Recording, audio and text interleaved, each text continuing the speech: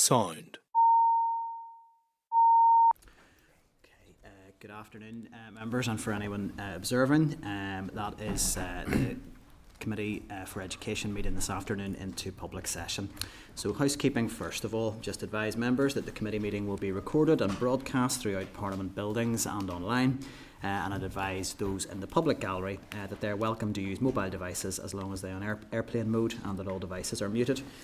You can connect to the Assembly Wi-Fi and password details are available on the gallery rules. It is not permitted to take photographs or record any of the meeting.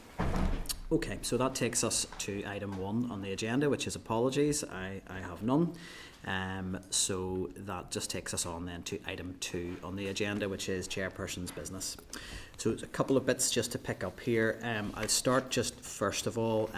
Members will be aware there's been a lot of media attention and on the Assembly floor this week in relation to an issue around capital investment in a sports pitch at Lisneal College. And it's clear that members are likely to want to ask questions of the Minister today. I just want to make 2 points at the outset. The first is I certainly want to be clear that I don't consider that any of this should be around attacking the reputation of the school, who I am very sure have not sought out the attention that is currently being highlighted or want to be involved in the politics of this. So I think it's important to put that on the record from the outset. However, the issues that have been raised do raise questions around wider processes around the allocation of investment and capital investment more widely, and I think it continues that that's entirely appropriate for committee attention. So on that, before we get to a formal evidence session, I wanted to make a suggestion in terms of an action on the back of some of the coverage and the debate earlier in the week. I would propose that we should be looking at seeking some urgent clarification in writing and potentially a briefing from both certainly the EA but potentially the department. And I think I would like to suggest that's on 2 issues. One would be the precise timeline of this specific bit of capital investment, really from the identification of the need through the feasibility study, any ministerial involvement, the tendering, just to get a sense of what the process for that was. But I also think that a wider briefing would be very helpful, because I think what has been very clear to me in this is that there does seem to be a degree of uncertainty around thresholds for minor and major works. There seems to be uncertainty as to how these projects are identified, how they are applied for, if indeed they require an application, how they're prioritised, including what sort of scheme of delegation operates within the EA and what those financial thresholds might be. So I think it would be, given as well that we've been asking the department for a capital briefing on budget for quite some time and haven't had that, I think now it does feel like an appropriate time for that. So I just want us to check on those 2 proposals. There may well be evidence heard today, but it's just to get a sense if members are agreed that we can take those forward as committee actions at this stage. Is there agreement on that? Agreed. Agreed. Okay, thank you. That takes me on to the second point of Chairperson's business. I just wanted to highlight an event. I was really pleased to be able to sponsor an event for Synergy this week, and I know other members were at that event as well. And it was, in shorthand, referred to as really an event around reviewing the review. It was looking back to the 2008 audit of the needs of the Irish medium education sector and set out very clearly and very starkly how little progress has actually been made in terms of addressing those needs. We really just got a picture set out of just the huge gap between the demand and desire for growth in the sector, but the complete lack of capacity to do so because of the multiple challenges that exist for that sector. So I would just like to suggest at this stage that we consider seeking an oral briefing, I think, from Synergy, but something that came out from sort of discussions in the room. I think there was a real appetite for Irish medium practitioners to have an opportunity to set out what their experience of working in the sector is like, and I think if committee could facilitate that, I think it would be a really helpful evidence session if we could facilitate that. So just with the launch of that report, I would like to make that as a proposal. We consider that. Are we agreed? Mm-hmm. Agreed. Yeah. Sorry, just on the back of that, it was a fantastic event yesterday, really informative. But there was department officials. Unfortunately, I know the Minister couldn't make it, but there was department officials there. I think it'd be good to get an idea, because there was limited information of what was actually coming from the department. I know there's a strategy being looked at, maybe to get some information on that, whether we can get a briefing from the department as well. absolutely. I'm happy to concur with that. I think if we could arrange it again to have those briefings on the same session, I think it makes sense. So no, absolutely, and probably that was my intention, but not articulated. I think the department come in as well, so I absolutely agree. That would be helpful. Okay, and then the only other thing I wanted to raise was just to note in your table papers that there was a briefing there just reflecting the informal evidence session that the committee held in relation to air quality in schools. So I think that was a really useful session. It raised a lot of interesting questions. So I wanted just to suggest, and I think the clerk is going to take this forward, that we just next week have any previous correspondence on that issue retabled. I think there was an appetite in the informal briefing to do some follow-up, but I don't think it would be helpful to duplicate that, as we have been in touch with the EA before. So if members are agreed, we can have a brief discussion on that next week. Agreed? Okay. That is fine. So that takes us... sorry? No, not on the next item yet. So item 3 then is declaration of interests. So I'll just check if members have any interest that they wish to declare in relation to any items on the agenda today. No. If that changes or anything arises. Oh, sorry. Only in case it comes up previously, the wife being a Board of Governor in both Mitchell House and in Grosvenor Grammar. Thanks for that, David. Again, if anything arises, members can indicate and declare an interest if required. Okay, so item 4 then on the agenda is matters arising. So we have one item there, and it's just to refer members to a briefing paper prepared by Professor Colin Knox, and that is under the auspices of the Assembly Research Service. Members had a briefing from Professor Knox on Tuesday morning, and it was in relation to educational underachievement in Northern Ireland. I'd like to just begin at this stage by putting on record my thanks to Professor Knox for the briefing paper. It really was extremely thorough, and it sparked a really interesting conversation. So I think just initially at this stage, I would want to suggest that this really should inform our thinking on the forward work programme, and would suggest that when we reach that item on the agenda, we do have to think around how we want to maybe take on that issue around educational underachievement and tackling educational disadvantage in terms of future briefings. Or would members be agreed? Agreed. And I would just also want to note that Professor Knox is taking a brief absence, short absence from his work here at the Assembly, and I would want to just put on record my thanks to Professor Knox for all his work and support over the last number of months to the committee. It really is very much appreciated, and your expertise it has really been extremely helpful to the committee and its thinking on a number of issues. Thank you. Okay, that takes us to item 5, and that is the draft minutes of the committee meeting of the 29th of January, and that's at page 47 of members' packs. So I wanted to seek agreement that those minutes are a complete and accurate record of proceedings. Are members agreed? Agreed.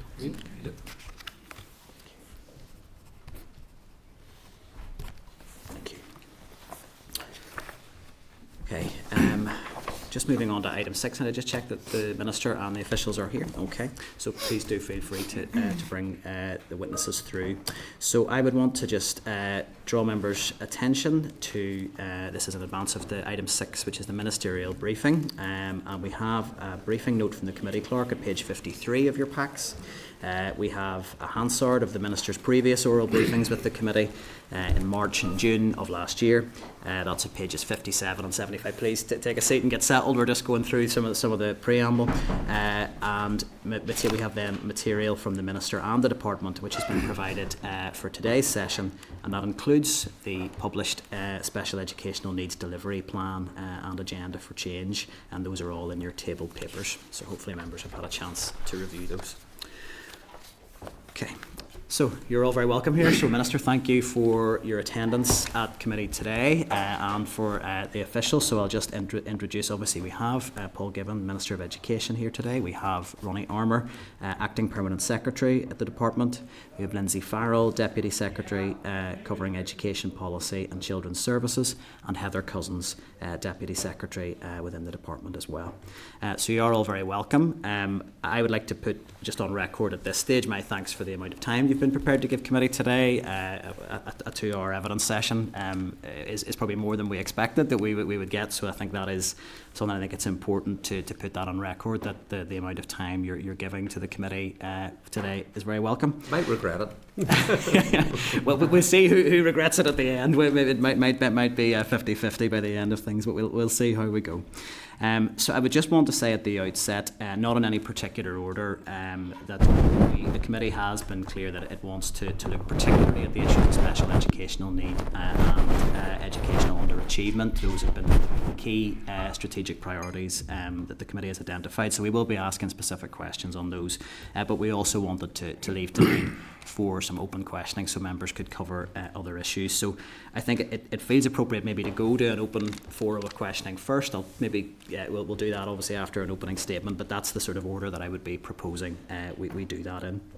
So really, to get things started, Minister, we're happy to hand over to you or your officials for any opening remarks that you would want to make. We've emphasised 2 hours is a good evidence session. It's a good time. But we'd like to just keep opening presentation up to 10 minutes so that we have as much time for questions and answers as we possibly can fit in. So it's over to you. Thank you, Chairman, and I'll not reintroduce the team with me. That you've already been able to do that for me, so thank you for that. I'll go through the opening statement that covers a broad range of issues, and then happy to move into questions at that stage. Goes without saying that I'm always pleased to have the opportunity to engage with the Education Committee, and I know that today you will want to focus on a number of specific areas. Over the last number of weeks and months, I have set out my priorities and a clear agenda for change. Over the next weeks and months, I intend to build on this and moving forward with the next steps for education within Northern Ireland. And I've been clear that a highly educated population is vital to Northern Ireland's prosperity. Those who are better educated are more employable, they earn more, they're healthier and live longer, and we can't afford for anybody to be left behind. On the 21st of October, I made a statement to the Assembly on the independent review, and I also published a response to each of the recommendations. The panel's recommendations together form an important blueprint for the next 2 decades of educational improvement and reform.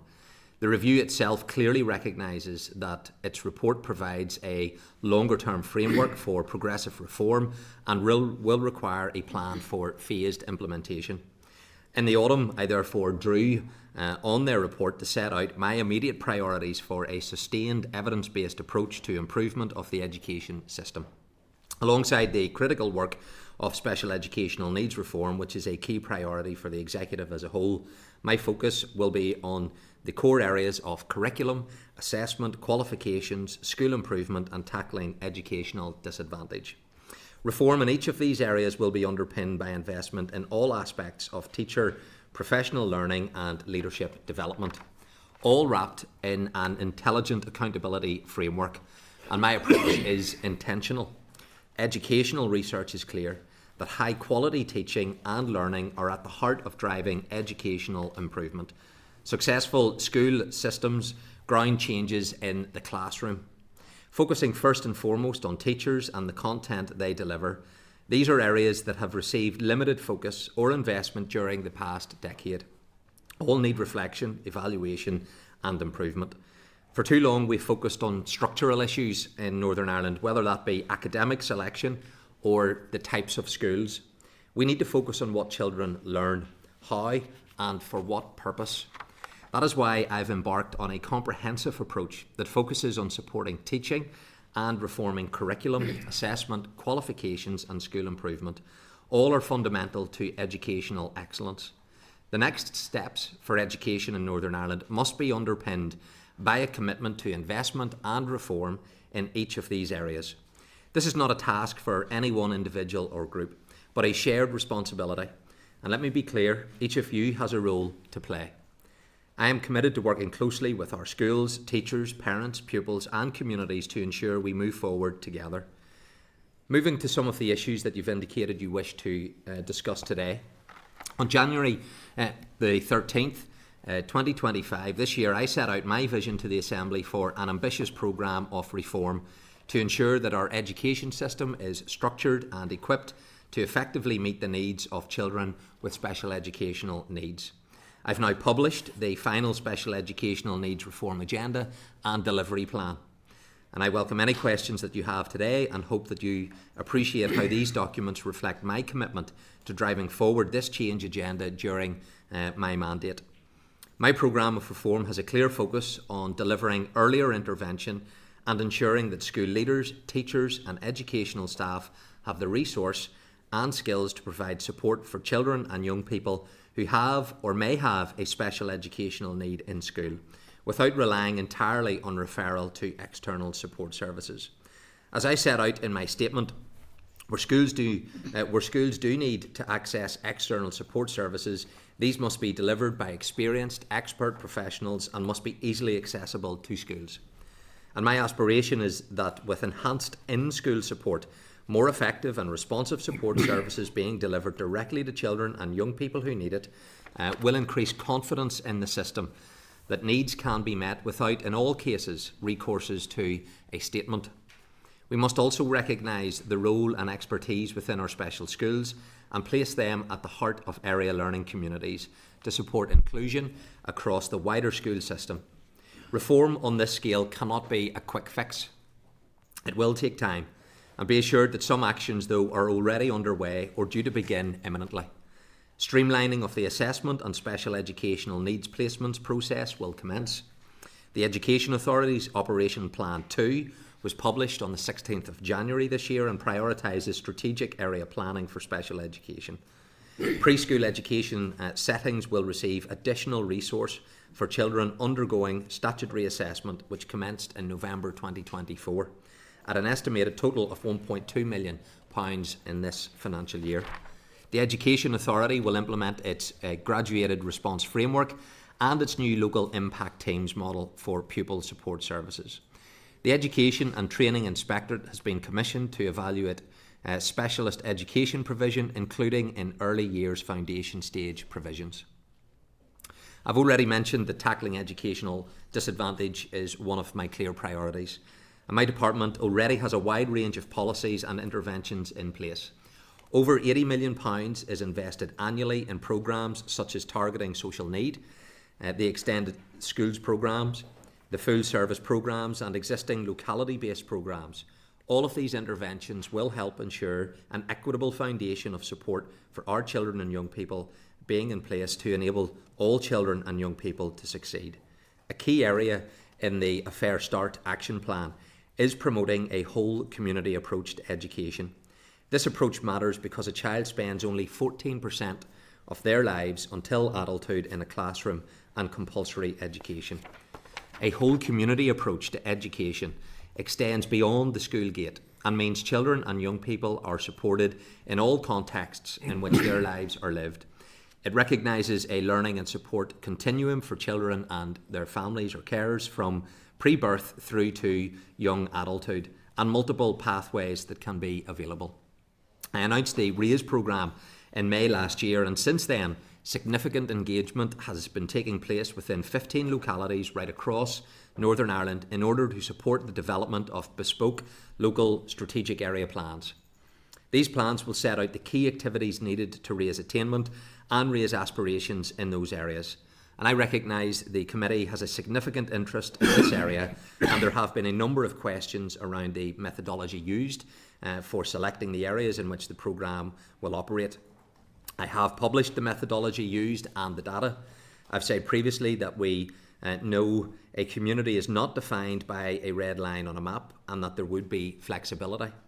I reiterate that message today, and I have advised my officials that whilst the programme should mainly focus on meeting the needs of children and young people living in raised localities, there should be a degree of flex within how the funding is spent across a wider area of influence. And my officials are finalising the details of the processes to support the rollout of the programme and will be engaging directly with localities in the coming weeks. They will also be happy to provide a further briefing to the committee on that detail.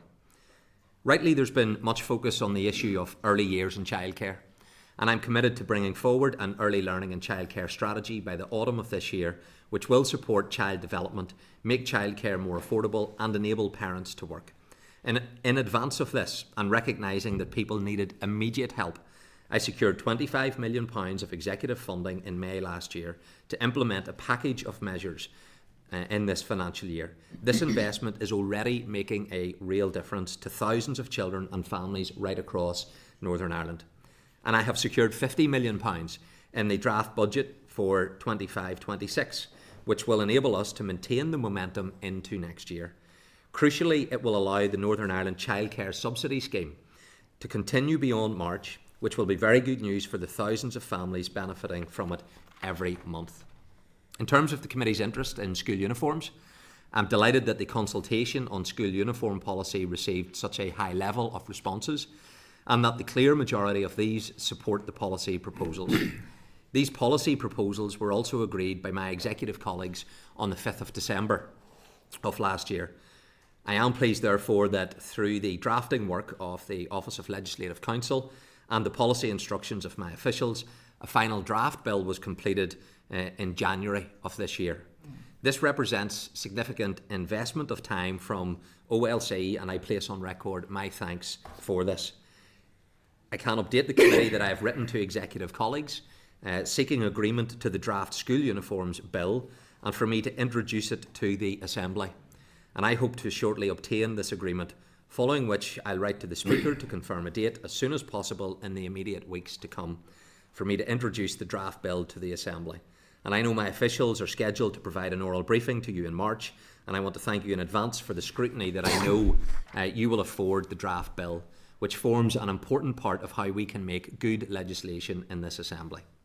And whilst we can discuss these points at length, the next steps for education in Northern Ireland must be underpinned by a commitment to investment and reform to ensure our education system is truly world-leading, excellent, equitable, inclusive, and able to meet the needs of all children and young people in an ever-changing world. So, Mr. Chairman, that's the opening remarks, and I'm now in your hands for the rest of the meeting. Thank you, Minister, and thank you for pretty much keeping the time there, so that's appreciated. As I said at the outset, we're going to have break the session into three groups just to make sure that we can cover a range of issues, and we're going to begin with just an opportunity for members to ask open questions. So I'll make a start. And I wanted to ask in relation to the 710,000 investment in the pitch at Lisneal, which was discussed on Monday at the Assembly. Can you confirm if following the meeting in June 24, you or any departmental official brought any influence to bear on the prioritisation of or the expediting in any way of that project? I can confirm that I didn't bring any influence to bear, and the Education Authority confirmed that over the weekend. That there was no influence brought to bear on their decision-making process as a result of my engagement on this particular project. Thank you for a clear answer for the record, Minister, and that is appreciated. To broaden that out just a little, would you accept that there had been, over the weekend, when the story was being covered in the media, that there was a pattern of confused and quite confusing communication? We had a very, very late night statement from the EA on Friday, which felt unusual.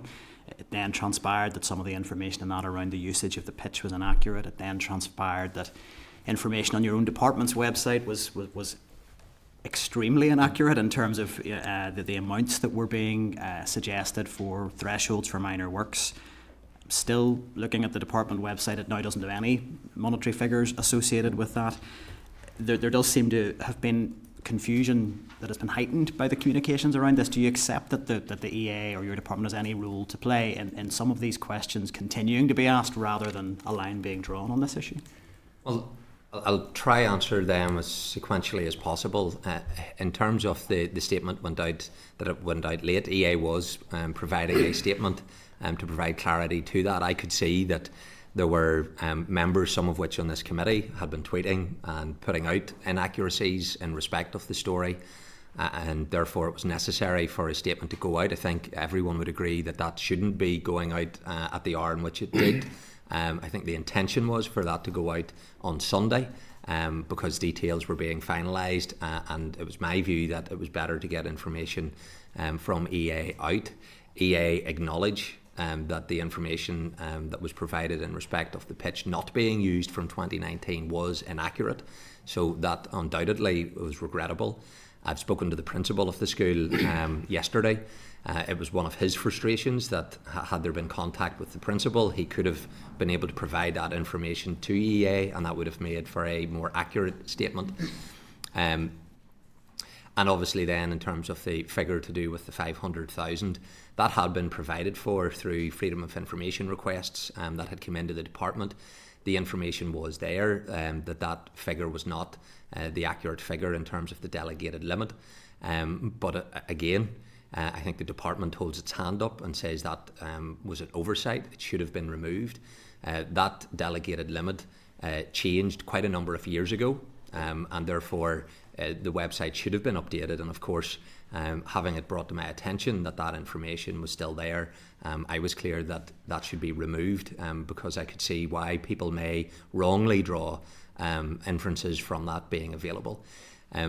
So I do accept that premise of your question, that that information has fueled part of this story, but it doesn't change the fundamental aspects of the story, which relates to a process that is taken and carried through by the Education Authority, not by me as the Education Minister, which some have inferred has been the case. Thank you for that, Minister. Can you confirm that the threshold for minor works is up to £1 million?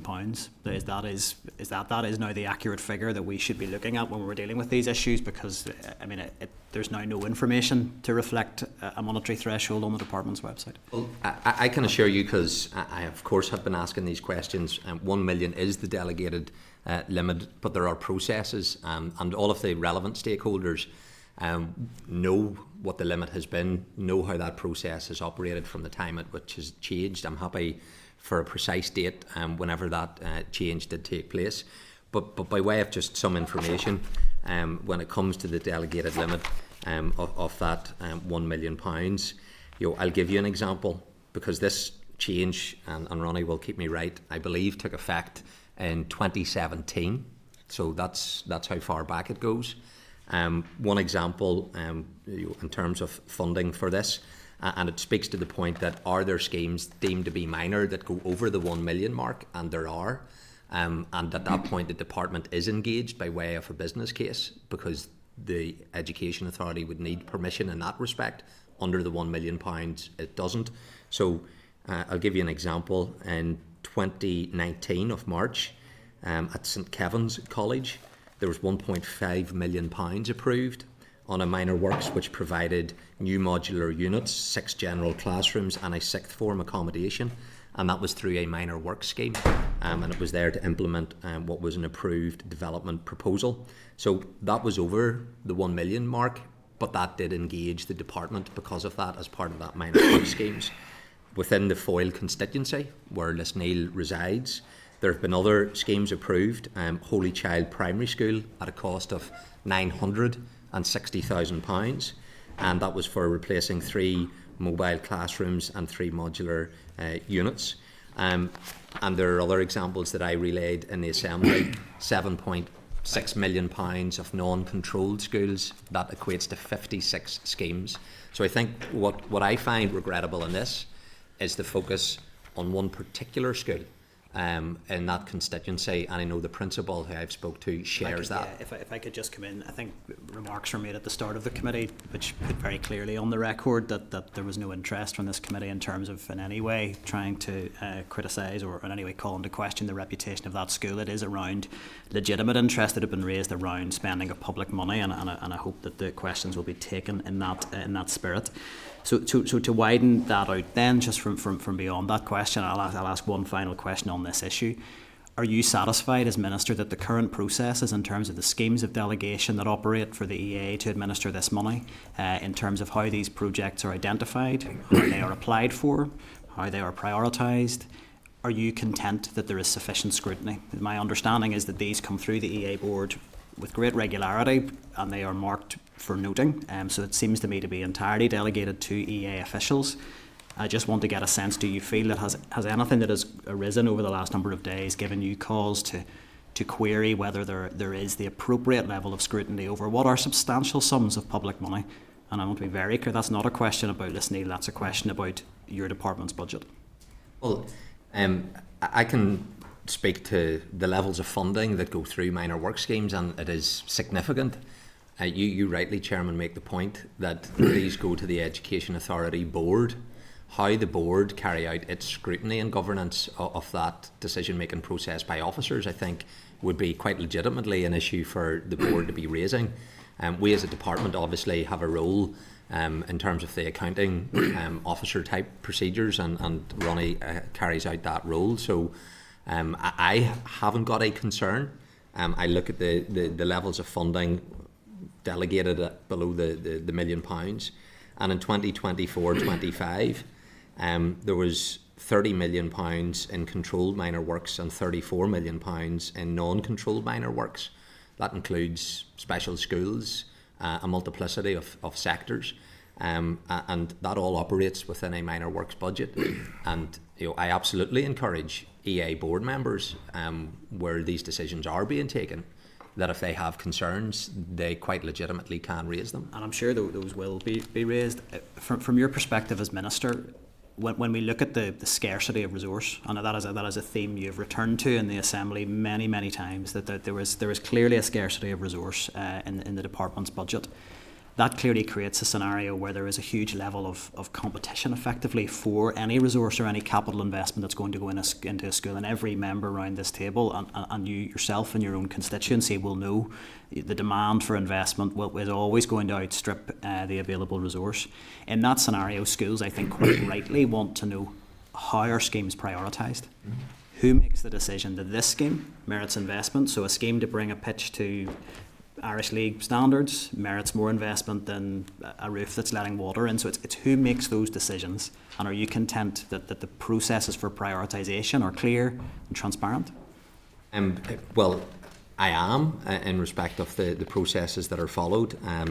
You're right, Chairman, to raise the constrained capital budget, and when it comes to minor works, they are restricted to what are deemed inescapable statutory requirements, health and safety being one of them.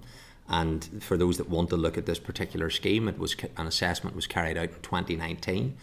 And again, that decision will be taken by the EA, but they're saying it falls within the current remit of their provisions.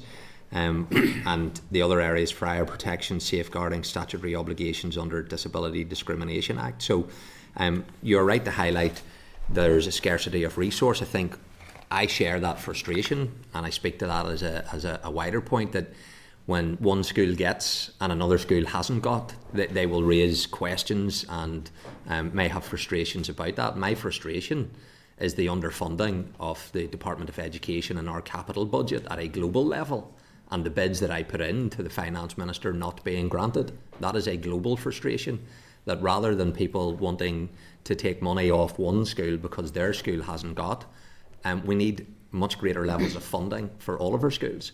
But it poses, I think, another question, that we provide funding in some limited areas around. Even recently, £4 million has went out to primary schools and nursery schools to allow them to purchase capital equipment ranging from £4,000, £5,000 to £6,000. They all were notified of that yesterday. You may say that £4 million should have been spent on replacing windows, and that is something that people will make a valid point on. Others will say, Minister, you approved last year announcements on major capital investments to take forward into contract, to the tune of tens of millions of pounds.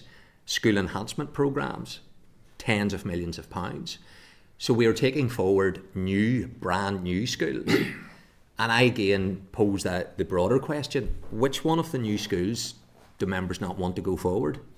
Which one does the school enhancement programme to members just want to maybe go come forward? in there, we're here to ask the Minister questions, not the Minister of Committee, but I think the point around scarcity of resources is perhaps one we could all agree on. Look, I think the other members will want to pick this up, but I have one final question from me, and it really is on the content of your statement to the Assembly today around your intentions for controlled schools management. And you set out your intention to establish a managing authority for controlled schools. And I think there was a bit of discussion in the Chamber around the independent review. So I just wanted to look at it through that lens of the independent review, because I'm concerned there was sort of a suggestion that there was maybe some sort of ideological objection to supporting controlled schools, which couldn't be further from the truth. I want to just get to the independent review's recommendations itself. So I'll quote it at 8.22 from Volume 1. And it states that in terms of the management of schools, we see the longer term objective as moving to a position where schools of all sectors enjoy the same support services. And then it moves on to say this would involve the establishment of a single authority for all schools, apart from those which are self-governing, but that in time participation from the integrated and Irish medium sectors would be included.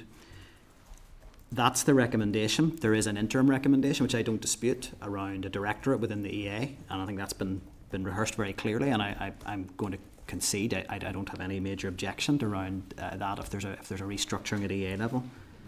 But why has that wider structural reform that would deliver change for all sectors, including the controlled sector, why has that been ruled out of hand? I mean, I think from your contributions, you made a comment that if members want to have that single authority, then you'll have the conversation, but you're going to do something else. So I just wonder why the next action from the restructuring within the EA is a new layer of bureaucracy rather than the structural change that was recommended.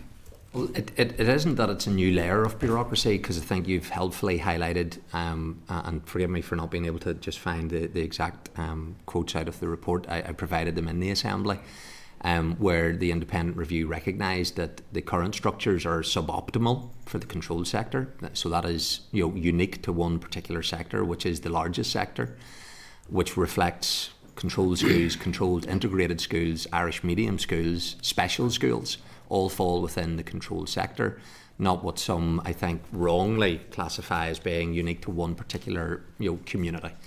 Haven't attempted to do that, Minister. So what we need to do is provide that immediate support for an important section of the education system, but that in no way prohibits us moving forward to the wider objective. But that change will take time. I think it would be wrong to allow clear failings for the controlled sector to go uncorrected. I want collaboration. I want to facilitate all of the sectors working more closely together. But we need to address the initial. Just to be clear, we've got the change within the EA, and that would start to look at those issues that there maybe are particular to the controlled sector. So it's the next step that I'm interested in. So the next step looks to me like another layer of bureaucracy. So are you adverse to structural reform of the education system? No, I'm not adverse to structural reform of the education system, but the independent review recognised the suboptimal arrangements for one particular sector, but it also did recognise if you could go to a single managing authority, that is something that should be pursued. I think I would be interested to know from other managing authorities if they want to relinquish the current arrangements in order for us to get to that end single authority status. But that should not preclude us addressing the issues for the controlled sector. But this was a task force established. My department was on it. EA representatives were on it, and they engaged with the other sectoral bodies as well in forming that. And I suppose I would encourage, again, it's for the committee. The task force report is now available. It's been published. Rather than take my word for it, bring them in. We are. They're on the forward work plan, Minister. And I think you will find within the research and the evidence gathered from controlled schools their very clear opinion that they have not been well served for many years by the Education Authority. And I think it would be wrong for people to turn their eyes and ears from the criticisms legitimate coming from the educational professionals. And we should be careful not to view it entirely through a purely political prism in terms of what we're trying to do. I think we have Hansard here. If you read back my comments, I was very clear that I do concede there are issues that need to be addressed that are specific to the controlled sector. My issue is around what's the next step beyond addressing that. I'm concerned that there does seem to be a lack of appetite for wider structural reform. I'm going to bring my remarks to a close at this section. Open up to members. I would say we'd be looking at up to 5 minutes per inquiry, so I'm going to have to, there's a lot to get through, so that will require both members and witnesses to keep a close eye on time if we are going to cover the issues we want.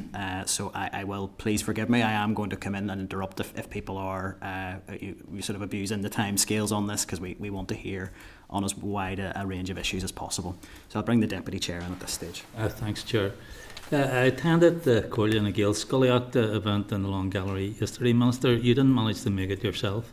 Neither did the Permanent Secretary. Neither did any of your directors. Neither did any of your deputy directors. So I'm sure that was well noted by the sector. What they did point out was that 60% of their accommodation is substandard. I know of one case, an Irish medium school, where they're in mobile classrooms for over 20 years. And I suppose, and the chair asked you this question, but you weren't very clear in outlining what the process is for prioritising minor works. So there's a roof leaking in a school, in one school, and another school wants a football pitch. How is the prioritisation done?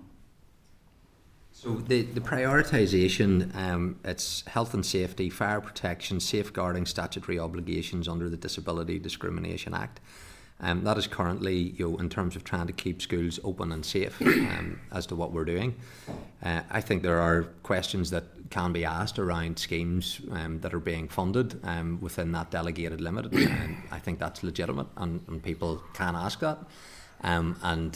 The EA have a board and they can ask that. And also, I also have visited extensively Irish medium schools. Your colleagues have had me, invited me. I have to say I've been incredibly well received when I've been there, and I welcome that, and I very much support them. But they have also noted in my major capital announcement, School in Drogheda, that I announced in the Ormer Road for a new build. So I think In the pipeline a long time. and I approved it. So it may have been in the pipeline. I can account for decisions that I take, Because it should have been approved. But there's also other schools, Pat, Mr. Shane, that could be approved as well. I approved that one to take it forward. Okay, fair enough. But you couldn't manage to walk up the stairs to the event yesterday. Now, Well, I think let's get back. Let's get back to engagements with schools. Let's get back to Lisneal. Let's get back to Lisneal. So, here we have a school that has 3 grass pitches. It has one 3G pitch. It has multiple tennis courts. It has indoor facilities, including a fitness suite. I know of at least 2 schools in my constituency that have no pitches at all. I know of other schools that are playing on gravel pitches. I was playing on gravel pitches 50 years ago. And you're going to tell me that, and the EA is trying to tell us, that the decision to fund the artificial pitch in Lisneal College and bring it up to Irish League standards was done on the basis of inescapable health and safety pressures. Now, we were also told the pitch wasn't being played on. It has been played on right through this period from 2019 when that report was done. Your colleagues have visited the school on a number of occasions, including in 2022 when Gary Middleton and Michelle McElveen visited the school. And they actually visited, and Gary put a tweet up, and he said they visited the sports pitches to discuss ambitious new plans. So tell me why that £710,000 is going into Lisneal, and there are other schools with water coming through the roof and kids out playing on gravel pitches. If they're lucky in some cases, other schools don't have any pitches. And I have visited those schools as well. Newry High School only has a... No problem, but tell me why one school is getting it that doesn't need it because they already have 3 grass pitches. Well, Mr. Shane... Explain that. Explain that to the people who are watching this committee now. I think the public rightly ask questions of schools that have and schools that have not. And we have carried out a survey of schools that do not have adequate sports pitches. Tell me why this school, which has already got state-of-the-art facilities, is getting more funding, and other schools that have nothing are getting nothing. Well, Explain that. I think you can ask questions of all schools, some that have an abundance of facilities and some that have very limited. We're talking about this case. Well, I know, Lisneal College. I note you're asking about one, and it's not lost on me and the school that you keep asking about one when this issue can also This be... is the issue that is in the media at the minute. Yes. This is the correct. issue where a considerable amount of funding has gone into when it doesn't need it. Now, you explain that. And And I'm not criticising the school in any way, but this seems to be a pet project for your party, and it's beginning to smack of cronyism. Well, it's not. I have visited nearly 150 schools, some that your colleagues have invited me to, unashamedly push me to put money into that school. No mention of Absolutely criteria. no difficulty with Yeah. any school asking for That's anything. right. It So- isn't they who decide where the funding goes. That's down to you. The buck stops with you. So, again, to repeat, £1 million is the delegated limit that EA took the decision on. Unless I'm mistaken, Mr. Sheehan, you have at least 2, if not 3 reps on that particular board. So You're not concerned. You're not concerned about this funding going to a school which already has state-of-the-art facilities. I'm concerned about all schools, those schools that have and those schools who have not.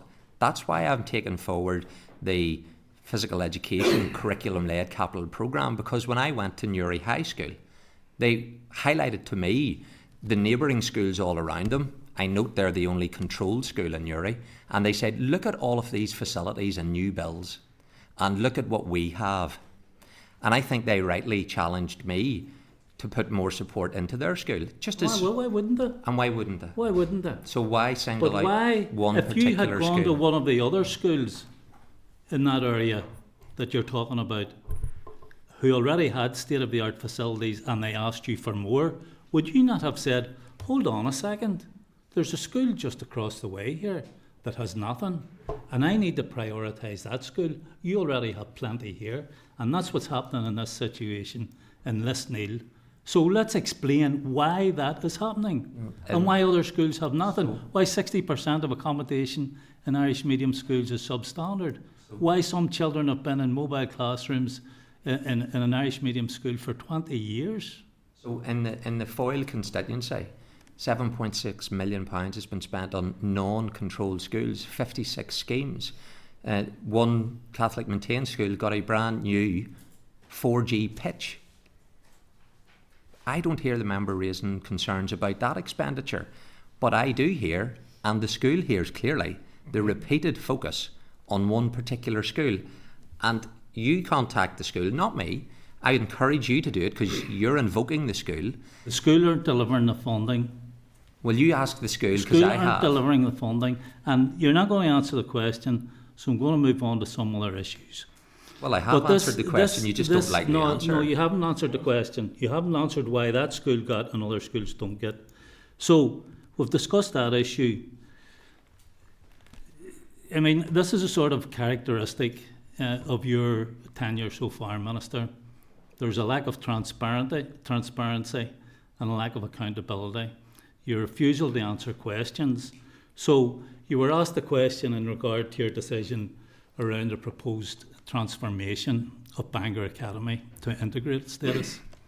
You said you weren't doing it on the basis of the issue of reasonable numbers, that there weren't enough Catholics in the school or in the surrounding area. You still haven't answered what you think a reasonable number would be. Do you want to tell us that today? So, Mr. Mr. Minister, be brief as written And response to this question. I'll just wrap this up here also, because we have a similar issue in regard to the RAISE programme. For some reason you decided, and you've never explained this clearly, why you developed this complex and convoluted eligibility criteria to apply to this programme. You've never told us yet what weight you're given to each of those criteria that you have set out. Similarly, in the issue around integrated education, you haven't set out what weighting you've given to the other issues apart from reasonable number in the integrated education bill or act. Sorry.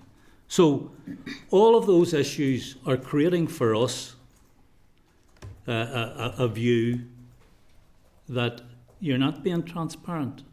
You go into the chamber, there's bluster, there's belligerence, there's insulting people who ask questions, when what we're looking for is honesty, integrity and transparency. We're not getting that. We're getting deflection, we're getting insults and we're getting bluster. And we're not. Deputy Chair, We're not. if I could ask the Minister to respond briefly to those. There's a lot of material in there. We're not getting transparency. And that's what people are out there looking for. And we're looking at particularly in around how funding is being delivered. And that's a question you must answer. So, Minister, if I could ask for a brief response, because I do want to make sure that all members get an opportunity to come in here. So if I can ask briefly, and then we'll bring in the next member. Well, obviously I reject the characterisation of everything that Mr Sheehan said in terms of the lack of transparency and honesty, integrity. I find it a bit rich coming from Sinn Féin. About honesty, integrity, transparency. To just go read some of the reports around things debated in the Assembly about your party and then come back to me to talk about honesty, integrity and transparency. We're here to talk about education, Minister. If you can't stick to that, don't bother. No, Don't bother. If you can't stick to what your job is, our job is to hold you to scrutinise what you're doing and what your officials are doing. That's what we're here for. We're not here to talk about anything else. Well, Return to the issues of integrated education. I understand why you don't want me to talk about those things, Mr. You can Sheehan. talk about them some other time. You get plenty of chances in the Assembly. You've been insulting people over the last few weeks in the Assembly, including one of my colleagues, and maybe you'll have something to say about that later. Well, I'm glad to see you've calmed down from Monday. I've certainly tried to come here in the spirit of cooperation. I wasn't here on Monday. Oh, okay. You've saved it for today. Yeah. That's good. In terms of the response, and then I'm going to have to bring this to a close, or we won't have time for other members. I'm in your hands, Mr. Chairman. Yeah, brief response. No, if you want to move on. But I think the two questions, we get an answer briefly, and then we'll close that one. Sure, of course. So on the transparency aspect of it, just again to assure the member, whenever it comes to accountability, I've answered over 2,000 questions from the Assembly. I see the member doesn't want me to give him the answers. So I've engaged extensively with all members of the Assembly when it comes to it. When it comes to the RAISE programme, I touched on that in the opening remarks in terms of the methodology. That's all publicly available, and it's there. I provided that to all executive ministers. I understand the now Finance Minister met with my officials, engaged on the particular issue. So if there are specific issues of concern to Mr Sheehan, what weight are you giving to each criteria? All of the methodology is all there, publicly available. So I'm happy to get specific answers to areas. You don't have them to hand now? No, well, when it comes to the localities, I said in the opening remark, I heard what people said around flexibility. I've asked my officials, can we provide some flexibility? West Belfast is one of those areas that I know it's been raised to me about some areas that they would like to see included. It's one of the reasons why I've said, can we provide flex within those localities? But I've also met with some of the members' own party colleagues outside of Belfast who are delighted that their area is being included, and rightly so, that we have a geographical spread so that as far as we can, we provide support to as many people as we can. But I get, we have a limited resource available to us. Not everybody then can get that resource applied to them. I would love there to be more funding in the education system to allow us to do even more than what we are doing. I'm going to have to ask for it to draw this one to a close, because members are not consents are likely to get frustrated if they don't get the opportunity to come in. So given the additional time to the Deputy Chair, from here on in, members will be receiving 5 minutes each, and that will be applied equally to everybody. I don't think we will be able to get through the evidence that we need to today if we take this long for each inquiry. So I'm asking everybody to work with me on that from here on in, and it will require both members and the Minister to cooperate in that regard. So Michelle had indicated next. I'll bring her in, and then we will go from there. Thank you, Chair, and thank you everyone for being here today. It's definitely appreciated. Minister, I'm going to start with just following up again with some of the questions around Lisneal. I know you came to the Chamber on Monday to answer questions. You responded to all the questions. I'm not sure that you perhaps answered all of them. So I want to take you back to a question that my colleague Nuala McAllister asked you. She said that your department told the audit office in November that your department could only afford urgent repairs and statutory requirements. She went on to ask, why is a football pitch that needs to be made up to the Northern Ireland Football League standards an urgent repair or statutory requirement? So in your answer, to be fair, you started off with having a bit of an insult at my colleague, which I don't think was great. You said the pitch was 20 years old, and an assessment in 2019 said the pitch needed to be replaced. So the question I'm asking, which leads on from what Nuala asked, is why did this pitch not just need to be replaced, but needed to be upgraded to the standard of FIFA pitch? So again, I'm repeating some of the responses because Mr. Sheehan asked me the same question, and I addressed the issues around decisions that are taken. I think it was much more specific than Pat's, I think. So why was this pitch not to be replaced but upgraded? Because this is an upgrade, not a replacement. This pitch now is a FIFA standard pitch that's going to be produced. So why was that approved? And I'm assuming you have the answer because you had that question in the Assembly earlier in the week and you've had time to go and reflect on that. You didn't answer it at the time, but I hope you can answer it for us now because it's an important question and people would like to know what that rationale is. So again, I've outlined this decision was taken by the Education Authority. It is not for me to speak for the authority that had the responsibility for taking this decision. I've also said that there are legitimate questions that I think the board could be asking of the expenditure of these schemes. So, when it comes to the decision-making process, I did not take the decision, but it is notable the repeated focus on one particular school in respect of this. I haven't mentioned the school. I've asked about the upgrade of a pitch. I've not mentioned the school once. So do you want to apply it then to other schools where pitches have been upgraded rather than to broaden it out? Thank you. I think it's this pitch, it answers not the this question. school. It answers the question that it's about this particular one that you have a focus on. So I've answered that question already. When it comes to the decision-making process, the EA took the decision in respect of how this was funded. So that is it's the same response that I've provided earlier in the meeting, and I appreciate members rightly, Chairman, should ask questions.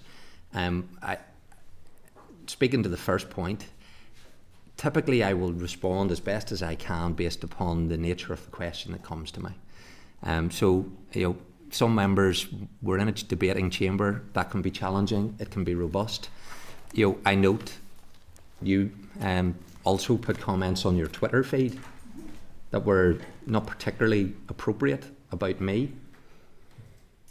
So you can do that on Twitter, and that's a matter for you as to the language that you wish to ascribe. But I don't think then it really gives you a lot of credibility to then question me on how I think it would be helpful if we could stick to the issues that this committee is concerned with, not individual members' Twitter feeds. So Michelle, if you have another question related to this issue, Mr. Chairman.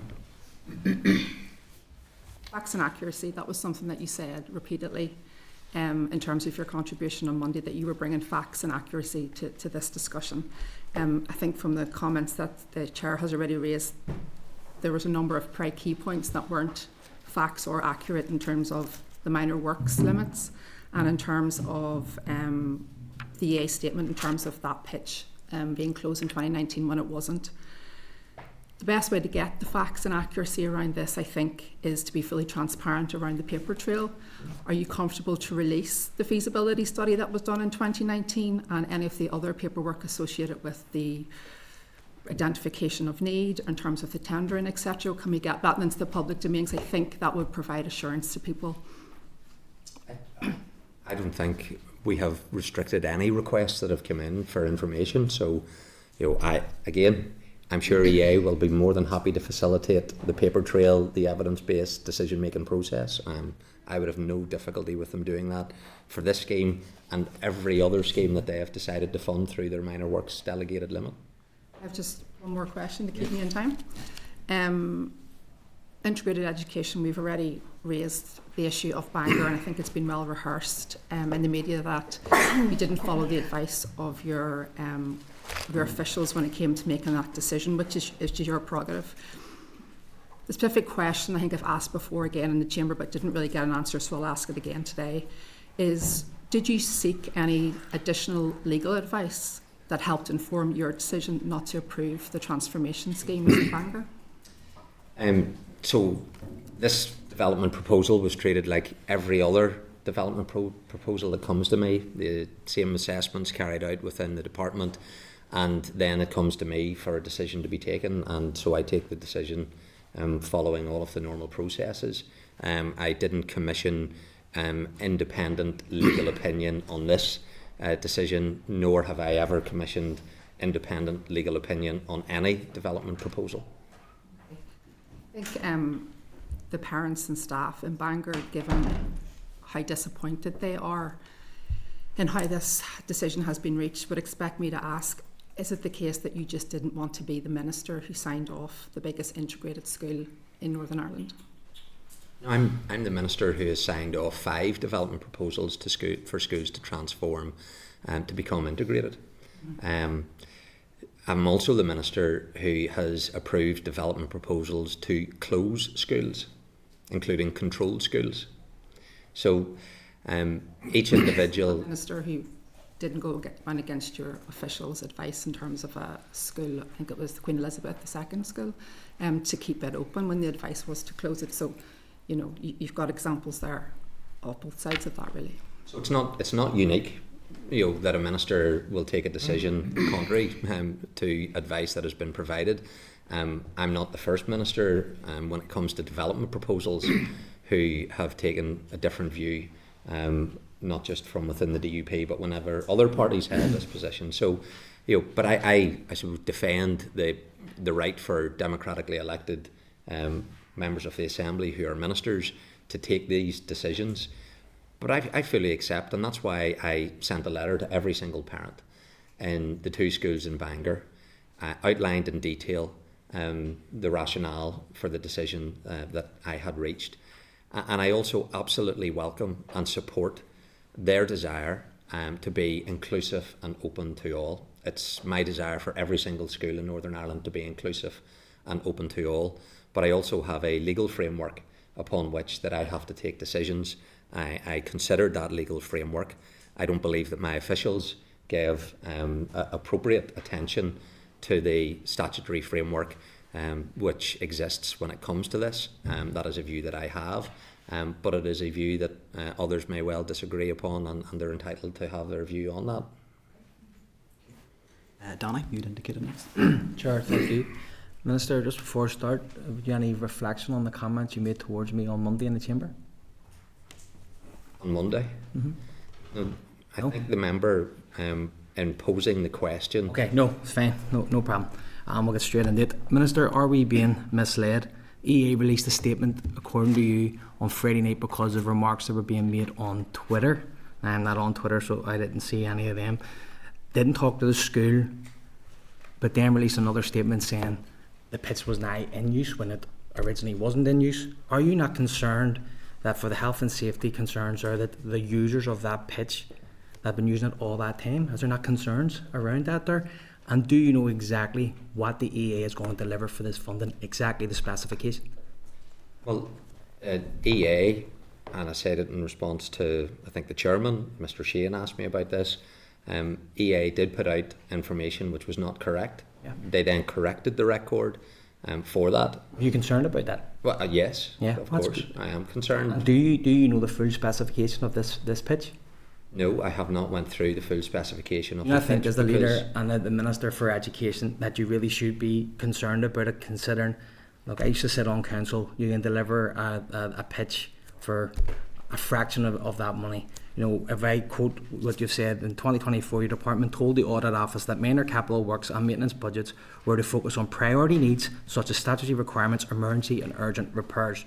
Now, can you explain to me how bringing a pitch to a standard of Irish League falls into those requirements for you as a minister? Why you're not asking those questions? It's not an issue with one school getting over another school, it's the fact that this is a massive upgrade of a pitch. For what purpose?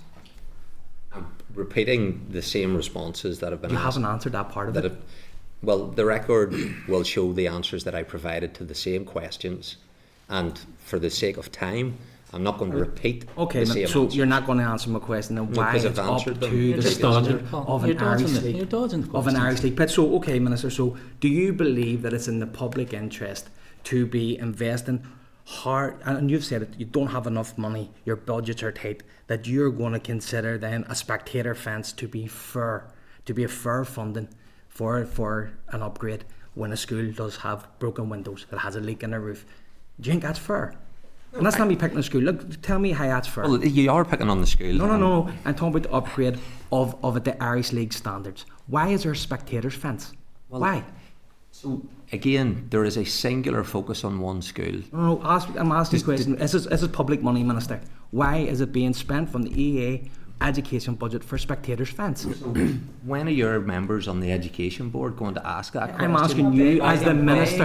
You are the Minister of Education. You're the leader of more education. I'm influence asking you, on the why is there education spectators authority. fence being applied to this? So rather than being angry I'm and not being angry. You Well, won't you're- answer my question. you are, You're not answering the question, Minister. No, well, again, So all you're doing is feeding into that So you perception, don't give the and opportunity labelling to me answer it. sectarian is really just a cover from the real fact that this is. And Pat So said I'm- it's cronyism. Peter, sorry, Peter, you're not in the chair. I'm going to give the Minister the opportunity to answer the question. So we'll see if you're going to answer the question. I'll hand back to you. the premise on which Mr. Baker raises all of this is wrong. It is incorrect. And it is a singular focus on one school. Despite, incorrect with what I said? You can interrupt me again. What was incorrect what I said? Interrupt me again. You are the chair. I was just if you give me, But David, sure. can I just be clear? Can I just come in here? I don't need interventions from either side to direct me how to chair the meeting. I was about to come in to say I have given the Minister the opportunity to answer the question, so we do need to give him the space to do that. So, Minister, to respond to Mr. Baker's question. Well, I appreciate the space to be able to do that again, and hopefully Mr. Baker hears the response. I outlined right at the start of the meeting in response to the Chair's question, Mr. Shane's question, these decisions are taken by the Education Authority. And they have questions that the members have. Are you not concerned? Sinn Féin have members on the board, and I have outlined my concern about the schools who have and those who have not. But it is... Minister, all due respect, I'm not asking that. So I'm asking you as the leader of education. So we interrupt concerned. again, No, and that's you're the not answering. style. I never asked the question that was what Pat asked. I didn't ask the question that Michelle asked. I asked you a very specific question. You're refusing to answer. I'm Now, not I'm using up refusing. my time asking you. I'll ask you one more time. You don't like the answer. No, That's you the haven't problem. answered it. Are you satisfied that that's the best use of public money when we have schools with leaking roofs, that there will be a spectators fence around this, and that you could deliver a pitch, you could replace a pitch for a fraction of that money, but we're not. This is being to a higher level. Are you not concerned about that, Minister? So what concerns me is providing support to every single school in Northern Ireland, because they all have maintenance needs. They all require investment to be made into them. Your party controls the Department of Finance. So Minister, your frustration... We need to let the Minister just Minister, to finish this answer- point, because this is a new point that the Minister's made. I just want to let you finish that point. Your frustration, I absolutely share. How do we get more investment to address these issues for every single school? It would be by giving my department far greater financial resource. The bid that I put in was over £500 million, and I got half of it. And now we have scenarios where people are concerned that some schools get, some don't, but the member is not remotely concerned about other schools in that constituency from a different background that has had funding provided to it for a football pitch, for a sports pitch, but it doesn't suit the member's narrative. I want to give Danny the opportunity to respond. I have never said anything about taking from one school to the other. I was You're not concerned about the other I'm schools that concerned have. about the upgrade of it to intermediate football level. You're not which you concerned haven't about answered. And you're saying other about the non-controlled finances, schools. Minister? You're not Minister, concerned. you are the Minister, Minister. You have priority your budget. Danny, You Minister, spent could I- £250,000 on a phone pitch. You put your funding out there. Just to You're be clear, solely so interested in one school. So, Minister, Says it all. You just didn't answer a It single says it question, all. Minister. I think there's going to be more questions from those who are asking. Excuse me, I would just remind everybody who is in the chair. So I am going to request that a line is drawn under this line of questioning, because I don't think we're getting anywhere. And I think we'll be back and forward on this. I'm going to bring in the next member, who is Kathy. Thanks, Chair. Minister, just to go back on a point that you mentioned earlier about Newry. Newry's not in my constituency, but it's right on the border of it. And you mentioned about Newry High School being the only school not to have a pitch that all the rest of the schools around do. St Mary's High School has about 600 pupils and they have no pitch. in the same area. So just to they clarify that. they need investment as well, just like Newry High School need investment. Oh, just on that then, last week, at the end of last week, with all the media and everything that was going on, I was contacted by 4 different principals. The first one who contacted me has to move their P1 and P2 class, their chairs, into the middle of the room, because when it rains, they get soaked. The water is coming through the window. The second has a heating system that only works from time to time. They actually have a hole in one of their fire doors that a child can put their arm through. How did the EA fix that? They put 2 fire signs on either side of that hole. The third one is using a mobile classroom. It has holes in the floor and the ceiling of that classroom. They are using as their assembly hall, they're using it as a canteen, and they're also using it as their PE space. The fourth one has to walk their children from their school in the rain down the road to use a community facility that they have to pay for their children just to get PE. Now, Minister, with all due respect, I wouldn't even call these minor works. I would call these urgent health and safety issues that those children are having to face. Those 4 principals came to me and asked me legitimately to raise these issues with you today, to see what it is that you would say to them. They have asked me, why are our children not important? What would you say to them? Well, I would say you're doing absolutely the right thing in raising concerns about lack of investment in those particular schools, as nearly every member around this committee does, and invite me to see those schools. So I think you're doing the right thing to raise those concerns. I raise those concerns on their behalf as an executive minister, hence the very ambitious bid that I put in to get capital resources to be provided to my department so that I can provide much greater levels of support. But the decision-making process on minor schemes within the delegated limit of £1 million does not rest with my department, it rests with the Education Authority. Minister, and again, with all due respect, these principals out there don't say that. They don't. They are looking at their children in their school being able to put their hand through a hole in a door. They don't really. They see you as their education minister. They say you as where the buck stops. They see that you got, I think it was nearly £3 billion budget in terms of the whole executive. They see mobile phone pouches coming out. They see cases of not just lots of different schools getting enhanced facilities, but they have basic requirements that they can't. Again, not minor works. These are urgent issues that need addressed. Honestly, I have teachers in tears, principals in tears, and I've heard it. 3 out of 3 of those principals that contacted me, their words were, I was so angry. I couldn't even pick up the phone to the EA because they were so angry at that time. Is that right? Well, if there are those urgent health and safety concerns that you're highlighting that present a risk to injury, they absolutely need to be fixed. They're not? They need to be. I am more than happy to engage, as every MLA asks me to engage with the EA. They ultimately will take a decision because I've just been criticised wrongly for bringing influence to bear on one scheme, but I regularly, whenever schools ask me to come, I will seek to get an update for them from the EA. How's this being addressed? How can we fix them? I have been in those schools. I have been shown windows that are not safe. I've been shown ledges that need to be fixed where blockwork has fallen out. Of course I'm concerned about that, and I expect them to be supported. So those concerns are legitimate. They are right to be raised, and I seek to provide what help I can by way of resources to the Education Authority, but it is still the Education Authority that will decide how that funding gets spent. I still know that they'll be watching, I'm sure, like many principals across the north will be. These are all words to them, and it really won't mean anything to them. Well, to assure you, like I was in St Patrick's in Katy this morning before I came to the committee. Was there with the principal. I was there with, it must have been a dozen primary school principals. I engaged in a lengthy conversation about how we're supporting schools, supporting teachers, supporting our support staff, and they welcome a lot of the initiatives that I am taking.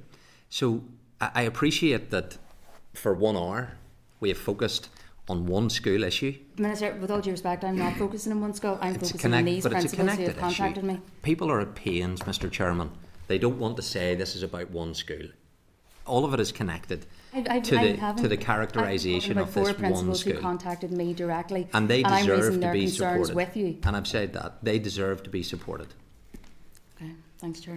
Kathy, Cara, you're in next. Thank you, Chair. Minister, thank you for being here, and you'll be happy to know I'll be bringing it back to the Lisneal issue.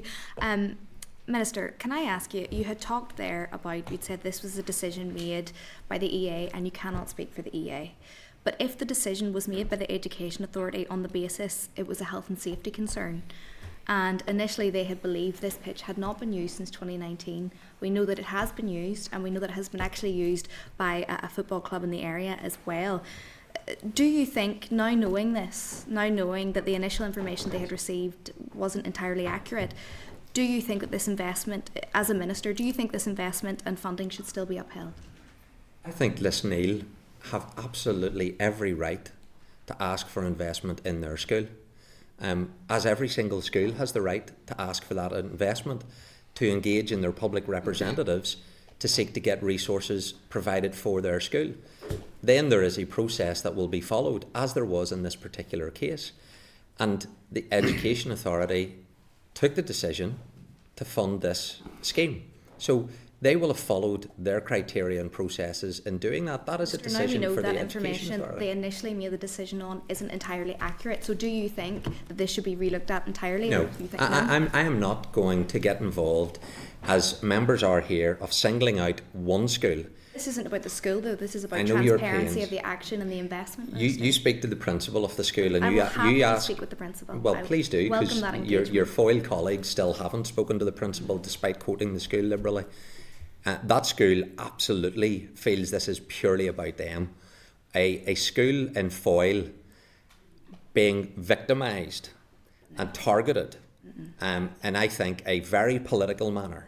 And it's not lost Okay, on Minister, the school. I'm on set time here, so I'll just dive a little deeper. We've talked about the importance of facts and accuracy. Can we get a commitment today that you will publish the health and safety risk assessment report carried out regarding this case and this investment?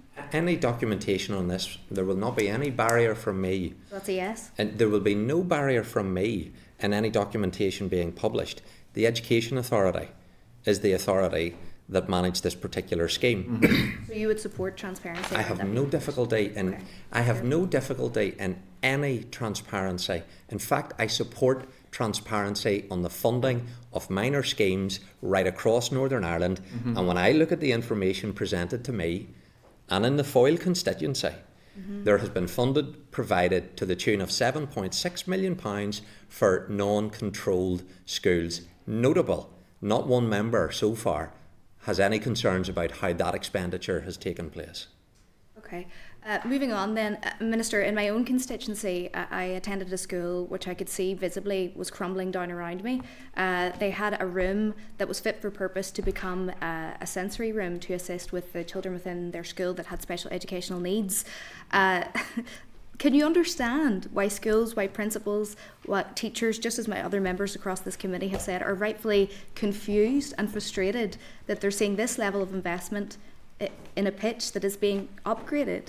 Can you understand their concerns and their frustration with this decision? In the exact same way that I have frustration expressed to me from principals that have seen investment go in to lots of schools, where schools get new builds, where some schools can't get a new build, where we have a pipeline of new builds. Those principals express that concern to me. But what is wholly inappropriate and wrong is to somehow pin this on Lisneal. That is. Nobody is pinning this on this The only one doing it is you. We're Where have merely. you been? Where have you been? If I may, as a member of the opposition, Minister, Just ask for to give and Cara her just time one on this, final yeah. question after this. None of us be a are parallel universe that pinning we this live in. on Minister, Lisneal. Minister, the member was speaking. None so of us Cara, are if you can pinning return this to your on point. Lisneal, and I welcome any and every opportunity to have engagement with that school and with that principal. We are merely asking for clarity and transparency on public funding through the Education Authority that will go to this pitch. Lastly, Minister, you passionately alluded to my colleague Michelle's social media comments regarding yourself. So I'd like to ask you about what many people are saying online and on Twitter, X, whatever you'd like to call it. Many are calling for your resignation. Many have frustration that you spoke with the LCC in regards to Irish language education in East Belfast. You've turned down schools that parents had a democratic vote on. You turned it down in their want, their desire for integrated education, and you've appointed former colleagues to head positions within education. Do you think you should resign, Minister, or why do you think people are asking that question? So in terms of the online commentary about this, and I know the member has a particular concern about online commentary and abuse that takes place online, the amount of abuse that has been directed towards me has been unparalleled in my time as a public representative. Not that anyone round the table will be concerned about that. And the emails that I have received from one individual in particular, countless emails, comments in it that are appalling. So I'm sure the member is concerned about what has been said on Twitter and online, and rather than indulging the spurious, the factually incorrect information that has been on Twitter, the member should condemn both the abuse Can you allude to what you're referring to? Both the member could condemn both the abuse that I have received, but also condemn those who have put out factually incorrect information. That would be something that the member, I'm sure, would support as a campaigner for trying to deal with the online abuse that takes place for public representatives. And Minister, I have been very firm that we as public representatives should never have to endure abuse on or offline. Factual comments today are regarding you did meet with the LCC, you did not allow schools to integrate despite parental vote that was democratic, you didn't uphold that, and you did appoint colleagues and former colleagues to high positions within the Education Authority. I don't think that warrants any abuse for you online or enables an environment where abuse is valid. Let me make that very clear. But the matter of today is this is about transparency. This is about ensuring that you, your department and the Education Authority enable us as a committee to have the clarity necessary to ensure that things are being done in a fair way. And I would apologise for that. Thank you. Can I just come on quickly because briefly, you referenced my waiting. Twitter account and I think you've equated it with abuse, and I hope that you're not inferring that what I put on social media was in any way could be characterised as abuse. I listed a number of things that are in the public domain that are factually accurate. I listed the meeting with the LCC, which was against the officials' advice. I listed the phone pouches, which many people were concerned about. It raised huge controversy in the media that expenditure had happened. I raised going against the advice in terms of the integrated status, and then I questioned where the SEN delivery plan was, which we have today, which is welcome, but do not characterise legitimate challenge and legitimate scrutiny of a minister with abuse, because I don't think that's fine. I would condemn any abuse online, but please don't characterise what I put online as in any way abusive. You're here. Very brief response, and then I'm going to bring other members in. And that's Well, the time allocated for that. the member from Lagan Valley interjected unnecessarily. I felt I had to defend myself. Well, I felt the inference was clear. Well, I think it was unnecessary in terms of the interjection.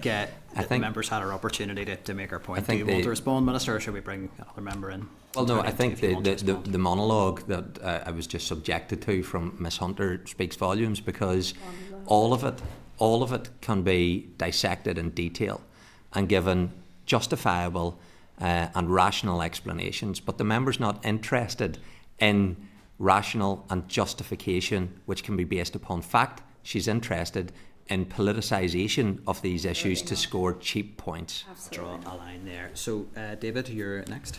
Thanks very much, Chair, and thank you for your answer so far, Minister. I think it has been through the looking glass stuff in some ways that people want to continue to talk about the subject of this pitch but pretend that they haven't heard of Lisneal in some way. Just as I think it's through the looking glass at times that people don't believe that ministers can engage with loyalists but feel happy to have people with Republican backgrounds sitting on committees. So can I thank you for your engagement with loyalists? I know it's appreciated by many people in my community. Elected Republicans. Sorry? Elected Republicans. Perhaps, but having a mandate doesn't mean that that's the only people that can engage. Loyalists are entitled to speak to people in government as well. Those organisations are involved in drug dealing and extortion. Currently, who are you talking about? Do you want to accuse anyone in particular? The organisations associated with the LCC? Deputy Chair, I think we're giving everybody their time and their space to speak, so I pass back to David. Minister, can I ask you to rehearse again, because I think there's been some questioning of today, but it's been slightly different angle. Can I ask you to rehearse exactly the decision around Bangor Academy was taken, as has been noted, against the advice of officials? Can I ask the key points as to what your basis for taking that decision was? So having considered the development proposal in detail, I looked at the legislative framework that exists in terms of the decision-making process for transformation, and I think it's worth making sure that we know exactly what it says. And whenever it comes to Article 92(6) of the Education Reform Order of 1989, it says that the Department shall not approve a proposal under this article in relation to a school unless it appears to the Department that if the school were to become or to be established as a controlled integrated school, that the school would be likely to provide integrated education. So I looked at that legislative text and within the body of the report, my officials also concluded that there wasn't a reasonable number and there wasn't likely to be a reasonable number. I think it's for them to explain how then in the final analysis they came to a different recommendation whenever it came to the actual evidence within the report, because I drew upon what was found within the evidence for my decision. But it also goes on then to say in Section 1 of the Integrated Education Act of 2022, and it defines there that integrated education means that the education together in an integrated school of A, those of different cultures and religious beliefs and of none, including reasonable numbers of both Protestant and Roman Catholic children or young persons.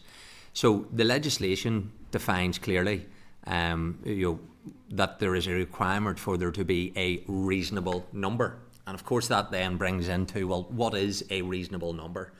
And I looked at the demographic breakdown within this area, looked at the current enrolment, and within Bangor Academy, you have 1,800 and just over 50 pupils, of which just over 50 come from a Catholic community background. And I think most people would say that does not equate to a reasonable number that would constitute integrated education.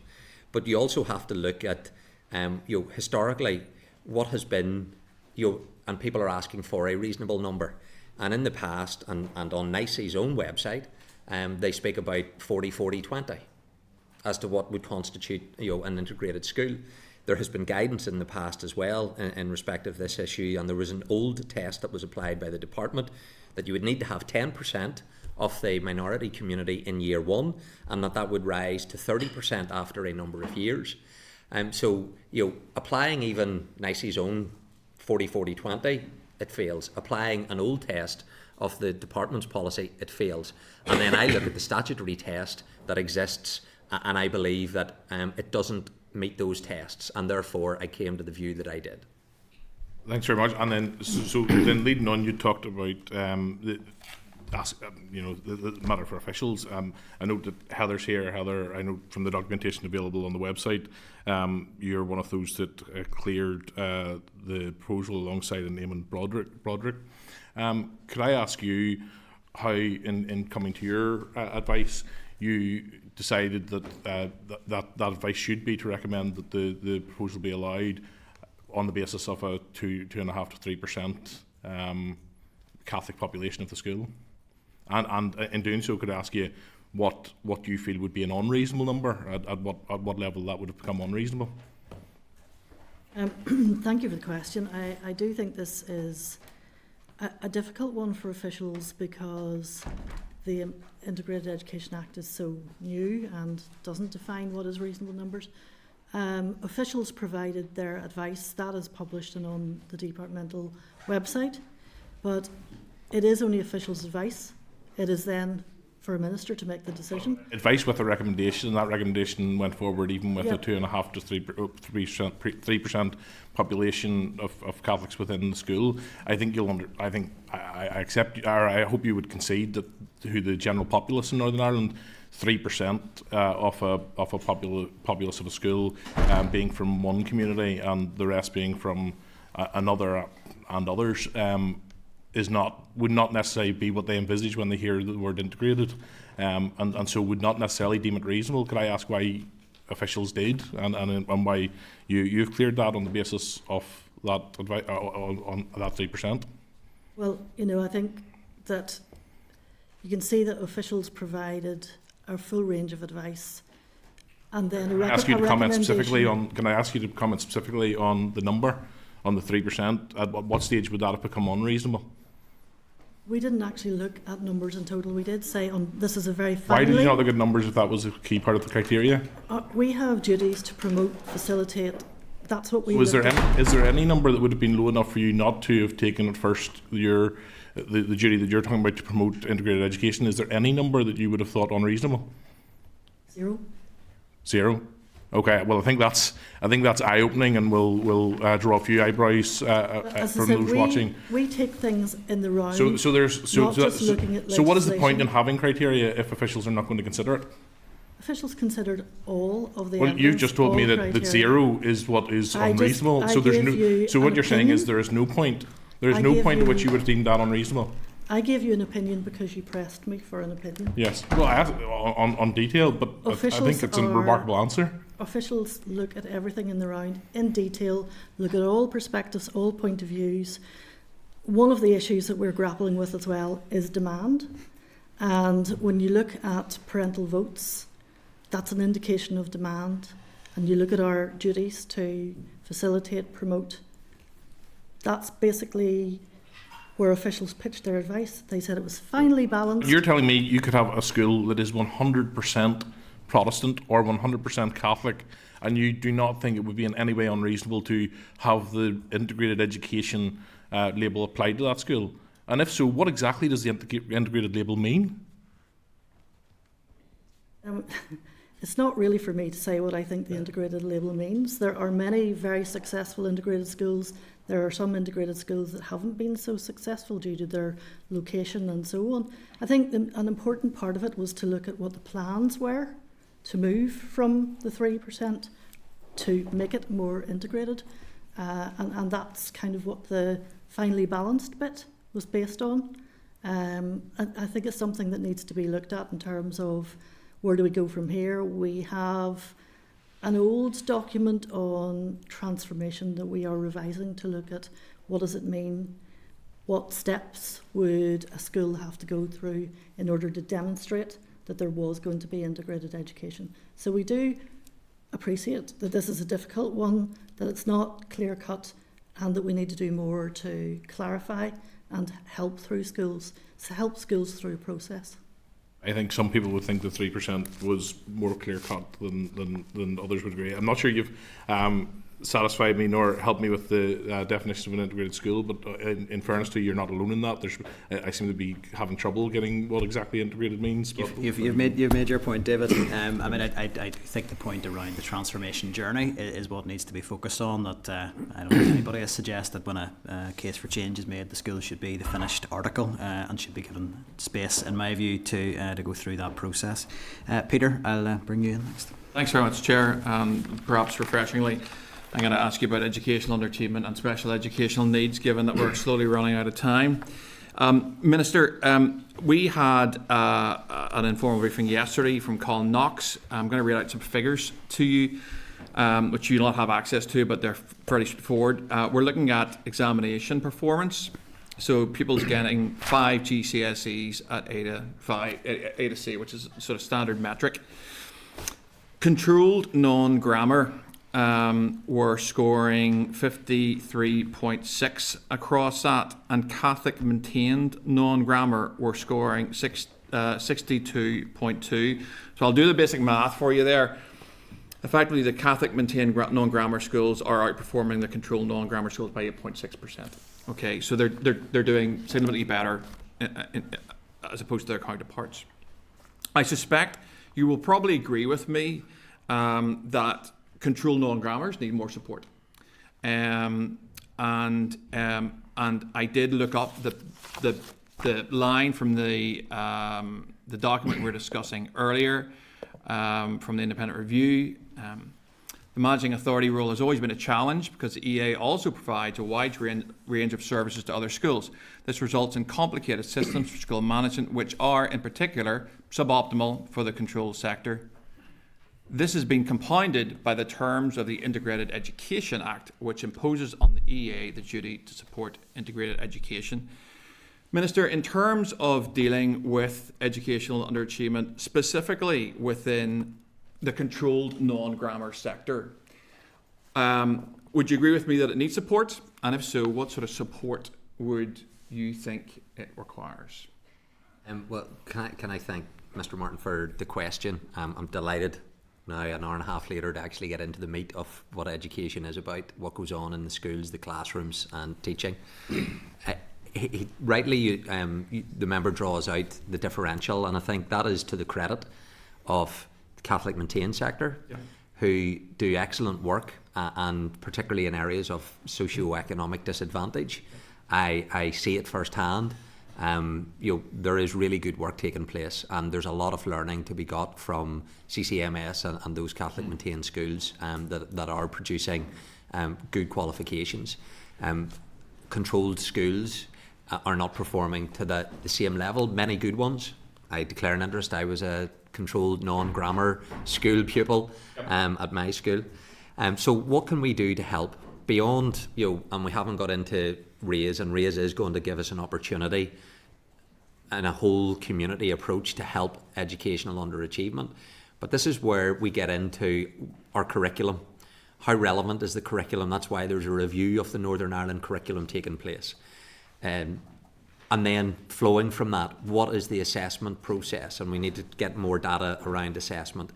How does that inform the resources that then we utilise to enhance teacher professional learning? Because what I hear so often from school professionals is we can't even get out.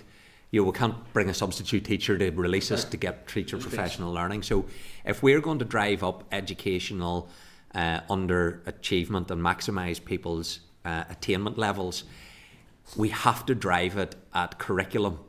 What's being taught in the classroom? How's it being taught? What is the best international practice? How can we learn from that? And nobody should have a settled view as to the right and the wrong about this, but it should be evidence-based. So I'm really focused on driving forward that wider educational piece around curriculum, assessment, teacher professional learning, and that will drive up standards in all of our schools. Lindsay, I know, is focusing on some of this for me in terms of RAISE, and if I can maybe invite Lindsay, if you want to. We've had educational underachievement, the Fair Start programme, and we're building upon that in RAISE. But Lindsay, if you want to add anything to that.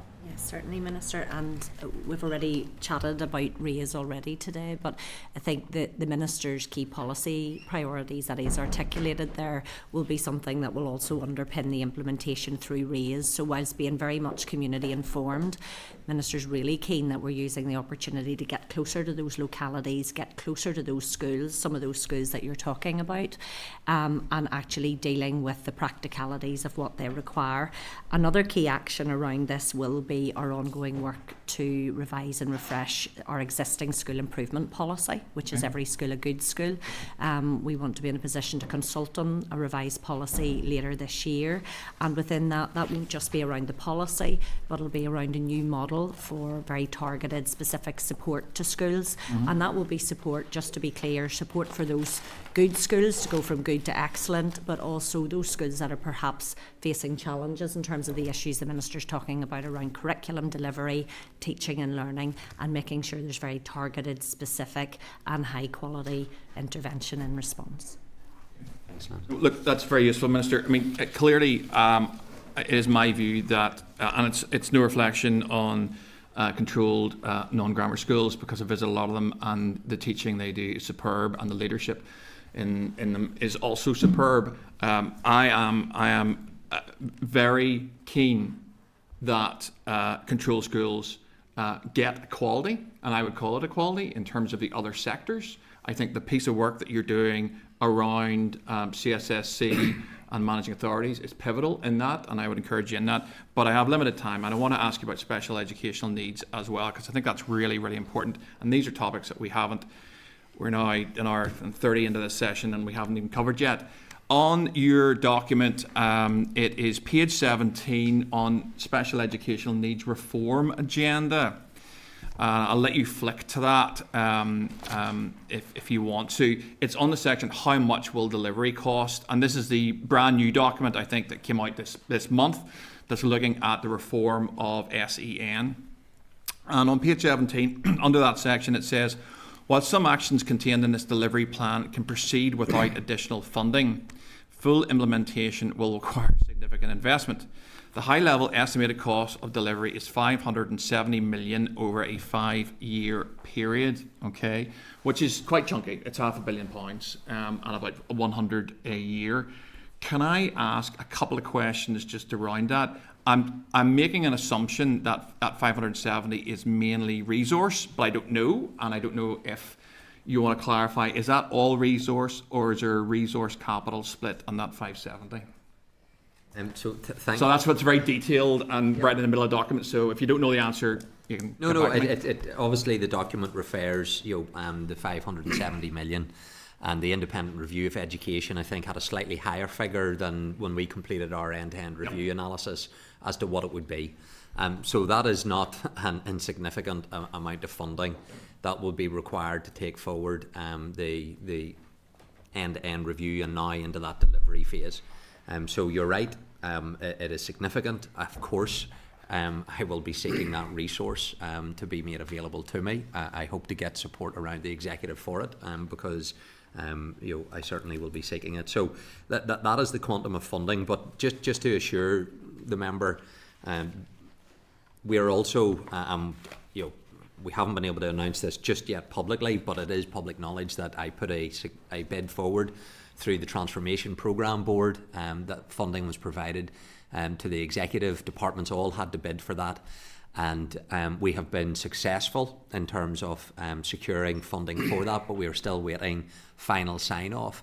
That is going to kickstart this, but we need to get the final sign-off for it. So I know that we have got through the process and we have been deemed a scheme that should be funded, but the executive and the finance minister are still waiting to be able to provide the final sign-off, and that will allow me to kickstart part of our delivery plans associated with this. But we will need to do a lot more in terms of special educational needs. And just on, that's very helpful, Minister. Just on that, Consider we have just a need to bring Colin in. No. I'm just keeping an eye on my 7 minutes, which is what everyone else got.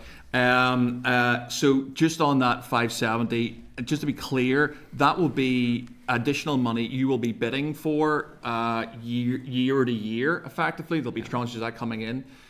How confident are you of getting that, and what are the implications if that is not put into your department's budget for this project? So we will do, as we have been doing, the best to reform all that we do within education with what funding and resource that we provide. But if we're serious about making a really significant change and getting that earlier intervention, and we haven't had a chance to go into the detail of all of what we want to do on this, it will require resource. So it isn't there in my current department's budget. I haven't had a chance yet with 15 minutes to go to talk about the budgetary pressures in my department, but we are entering in come the 1st of April with a £260 million over commitment. That is a significant amount of money that we will require support to address. This will be additional to that over commitment. So I put it up there in headlights. Education is underfunded. All of the evidence demonstrates it's underfunded, and that if we're serious about changing our education system, it's going to require that significant resource to be provided. That is why, Mr. Chairman, we've spent an hour and a half on £700,000 when I am facing hundreds of millions of pounds of challenge, and yet we haven't yet had a chance to get into that in this session. Thanks very much, Mr. Chair. Yep. Colin, I'll bring you in, and then there will be some time for some additional questions on other issues after that. So, Colin. Thanks, Chair, and thanks, Minister, and your team for coming this afternoon. Minister, just 2 questions initially around SEN and the significant spend on the SPIMS units here recently is really notable across the board. So can I ask for your assessment on these units as an appropriate alternative to special schools?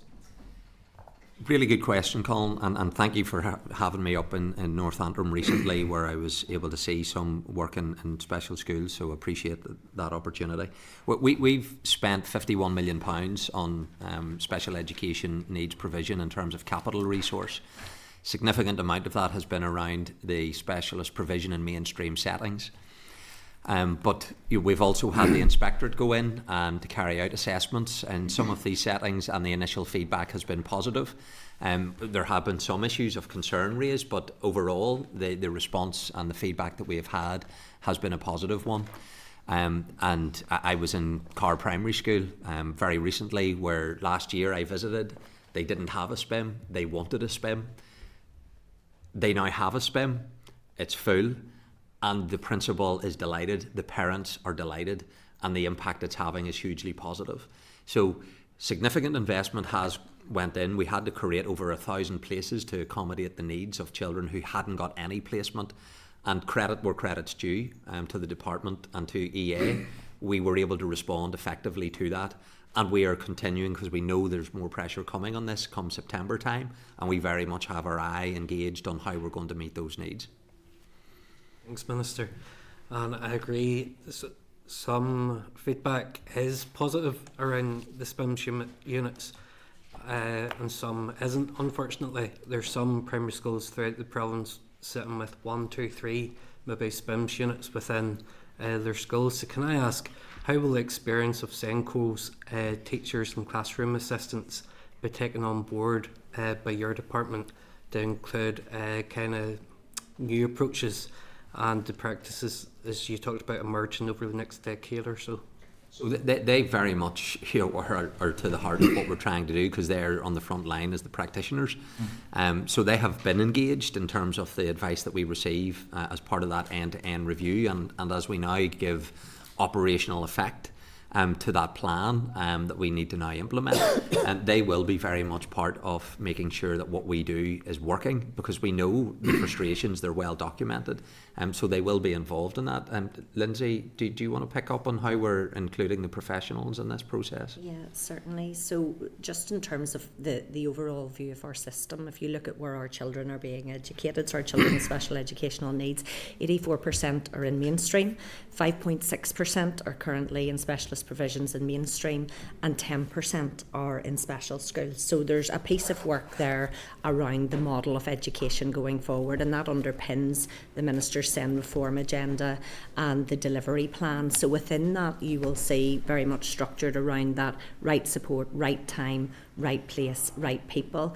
And I think in terms of your particular question, it's around how we're using the expertise and resource that's in the system. There's a big theme throughout the delivery plan around building a confident, skilled and capable workforce, because we've heard strongly throughout the end-to-end review process that both teaching and non-teaching staff feel often disempowered and ill-equipped to meet the needs that they're seeing in their classrooms.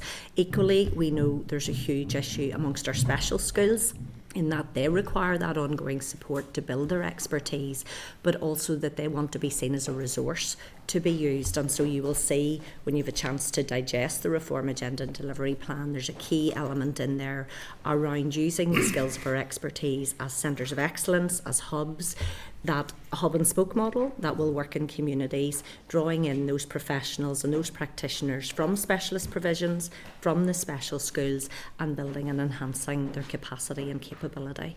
But there's a lot of work that EA has done around the equality assurance framework around this. So they now have that framework in place around specialist provisions in mainstream in terms of the conditions that must be met in terms of high quality specialist provision. We've also, as the Minister has said, ETI had conducted an initial assessment of SPIMS provision, and we're expecting part 2 of that evaluation to be available later this year, because we're very conscious that quality assurance piece and the confidence of staff are really going to be critical to making this model work going forward. Thank you, Linda. The time for one. Oh, yeah, absolutely. And then, Minister, just finally from me, the reform agenda states that the current system is broken by many parents. Can I ask what steps are being taken to address this perception? So, this has been an area that we have been focusing on, and I have raised repeatedly with the Education Authority in terms of making sure that the communication has had to improve. It has been improving, and as measures are being put in place, there is improvement. But also to assure you that the Chief Executive of the EA has been engaged in this as part of the restructuring of the organisation at a very senior level. There will be a focus at director level on the special education needs process. So, that will look at how EA respond to this, because again, they operationally, have to carry out the, assessments, the referral processes when it comes to, a statement being provided and giving operational effect to that. What I said in the opening comments, and I stand over it, it is a failure of the education system that parents feel they have to take recourse to get a legal document for services that they should be entitled to. That should not be necessary, and people in desperation feel they need to get a legal document, and then the frustration is, having got that, you still aren't able to get the services. So we need to move to a position where we're providing that support without parents having to go down that particular process. That is the shift that this entire framework that we're trying to implement, which is really comprehensive. I encourage the committee, I know you will, the detailed implementation plan is there, and this will be transformative, but we need to be able to resource and support that. But we will do what we can with whatever resources are available to us to try and make that change. Thanks, Chair. Thank you, Colin. Conscious of time, and the session has gone in the direction the session has gone in terms of what members wanted to focus on. By my clock, we have about 20 minutes left, so I'm content to bring everybody in for another short question on either SEN or educational underachievement. So I'll just turn to SEN first of all. And I just very, very quickly, and look, you've alluded to this in some of your comments, Minister, parental confidence is not high, and that is by virtue of the long history that we are looking at in terms of this issue. And I think it is important to emphasise that this is not an issue that you have stumbled upon, Minister. This has been 10, 15 years, and that's maybe a conservative estimate of failure. I think of failure to deliver for children and for parents, and I think we need to be honest about that in terms of what we're looking at. So while I think the desire for this to have the impact is very high, and I think the level of support this committee would want to give you in terms of doing that, I think we would like that to be very high. We want this to succeed. I think that is really, really important to note. Where and there's nobody is here wants to score political points around children with special educational needs. We want this to succeed. However, we also have stakeholders who are very keen to know what is actually going to be delivered here. So I really have two questions, and I'm very happy that you answer them quickly so that everybody else has time to come in. The first is, at my first scan of this, and it did come to us quite late, only came in yesterday, but my understanding is that in terms of the specific actions, I've already counted over 30 that use phrases trial, scope, test. I'm not sure, or pilot is another one, and I'm not sure that parents watching this will have a huge amount of confidence that more pilots are going to deliver the change that they need. They need it now. So I want to ask if, first of all, you could speak to that.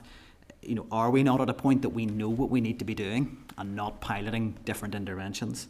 And secondly, and this committee has returned to this multiple times, and we will have our joint meeting with Health, which we're very much looking forward to.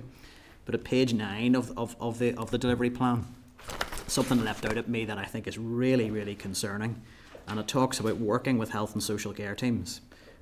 The local impact teams should be further developed to be multidisciplinary. I would have hoped we were way beyond the aspiration of what should be happening. And I know you're not the health minister, and I think there is a very strong argument we should have a joint meeting with both ministers in attendance, because the health minister has questions to answer in this regard. But you are the education minister. Can you offer this committee any assurance that we are going to move beyond what should be happening? I mean, if as an executive we can't get education and health to just do what needs to be done to put the right people in post to support the education system, then I wonder whether we should maybe pack up and go home. And Chair, I've met with you outside of committee meetings on frustrations in our special schools and with the health service, and sought to try and use my influence on health trusts as best as I can. And we did have a meeting with the health minister. And can I emphasise on that work around nursing provision is very welcome, and it's good to see collaboration there, but it goes way beyond that. It absolutely does, and we reference it, and you've highlighted on page 9, and it talks about the speech and language therapists, occupational therapists, all of that wraparound of the allied health professionals that need to be put in place. The challenge, and we have it within this document, that we are saying that if the resource is available, we'll fund AHPs to be trained. So we're prepared to, if we can, provide funding to have more people trained that can be part of this process. So you are right in terms of the engagement with health. That's going to be hugely important. I understand the frustrations, the exponential increase in the numbers of young people presenting with additional needs. I think is one that I still don't know why. But we do have better visibility on that, and we need to move away from the reactionary to the forward planning. That's why Operational Plan 2 speaks to the needs for area planning based solutions. Can I come in just because we are so short of time, and that's not I don't hold you responsible for that, Minister. The question around health, we'll pick that up. My first question was around are we not at a point of moving beyond pilots? I don't speak to any parents who said I'd love another pilot scheme. They want to know my child will get the services they need. And that's where we moved from the end-to-end review, and we moved towards this timetable in terms of timeline of delivery and that plan. So in taking forward some of what we need to do, it is, and I said it in response to Colin, Mr. Martin, resources is a challenge for this. So if we're going to be able to take this forward, it will take time, but it also takes resource, and that resource doesn't currently sit within my department to do it. So we need to get the resource to allow us to do this, to take it forward. But some of the measures that we will take, of course we know there are things that work and we can implement. Part of the bid that we will take forward now, once we get final approval around transformation, it's going to be transforming the support model for children with statements. It is going to develop speech and language communication intervention programs to target 10,000 children over the next 3 years. We're going to develop inclusive play environments. We're going to have testing of the enhanced nurture program over the next 3 years. We're going to develop a model of special schools at resource centres, and we're going to design then inclusive capacity building programs, including teacher and classroom assistant professional learning. So there are things that we can roll out, but can I deliver everything that I published yesterday? No, I can't, because there isn't the resource to do it. If there is, I will be able to make the kind of transformative impact that I think all of us around this committee room want. I'll draw it a close there because I know others want to come in, and I think I can speak for the committee. Consider it an open invitation to come back to do as many sessions to work through this delivery plan with committee, because we want to scrutinise it in detail. So that is I don't think I need to seek committee agreement for that. We're pretty clear that we're on the same page on that in that regard. So I'm going to give everyone else the opportunity to come in. I'll bring the deputy chair in, and it will be quick fire question answer and move on. Thank you. Paul, I was asking you earlier about the RAISE programme and the weight attached to each of the criteria, and you referred me to the methodology. I've gone back and I've looked at it to see the methodology, the ranking, the shortlisting, but there's no information available on what weight is applied to each indicator. Can you refer me to where I could get that? Lindsay, do you want to pick up on? Yeah, and it is set out, and as we've been through multiple times previously, areas were identified on the basis of all of those indicators. So the Minister identified he wanted to run a regional programme, Northern Ireland wide.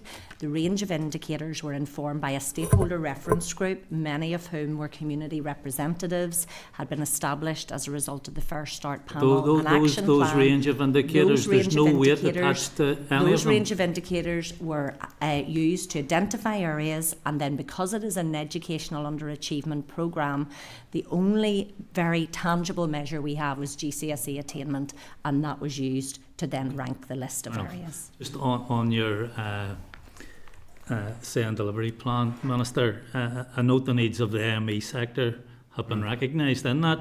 Yeah. So can I just ask you whether SANCOs in the IME sector who wish to have children supported by the right people at the right time and in the right place can access the new digital portal Ask Gaeilge in Irish? Well, I don't know the specific answer to that question in terms of accessing the portal in Irish, but you rightly highlight the recognition whenever it comes to the Irish medium. There is a need for support, and in the publication yesterday, it includes action to develop bespoke services to support children in the Irish medium sector. So that is one of the areas that we have identified that there needs to be support in. So I don't know, forgive me, on the portal. Okay, well, sure, you'll come back to me on it. And just finally, this this was the report issued yesterday by Corlin Yale Sculliata. These are the 24 recommendations from the Review of Irish Medium Education in 2008 that have been colour-coded in terms of progress.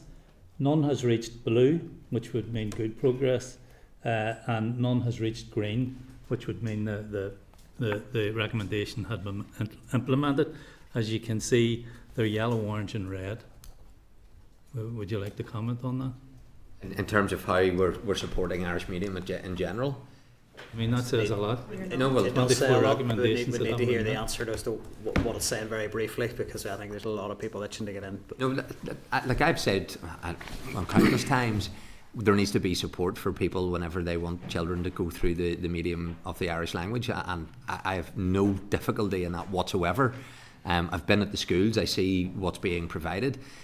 There isn't currently services in some areas that is meeting that need, and it is a growing sector that requires support. Some of the reasons why that is about the availability of workforce. Having people that are able to actually provide education through the medium of Irish is a challenge.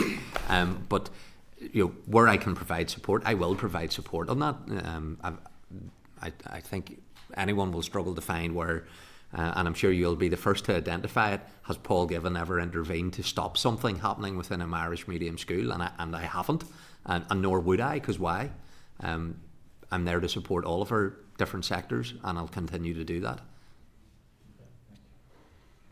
Cathy, you had indicated next. Thanks, Chair. Just to go back quickly or really briefly on the point around the nursing in the special schools, and it was brought up earlier.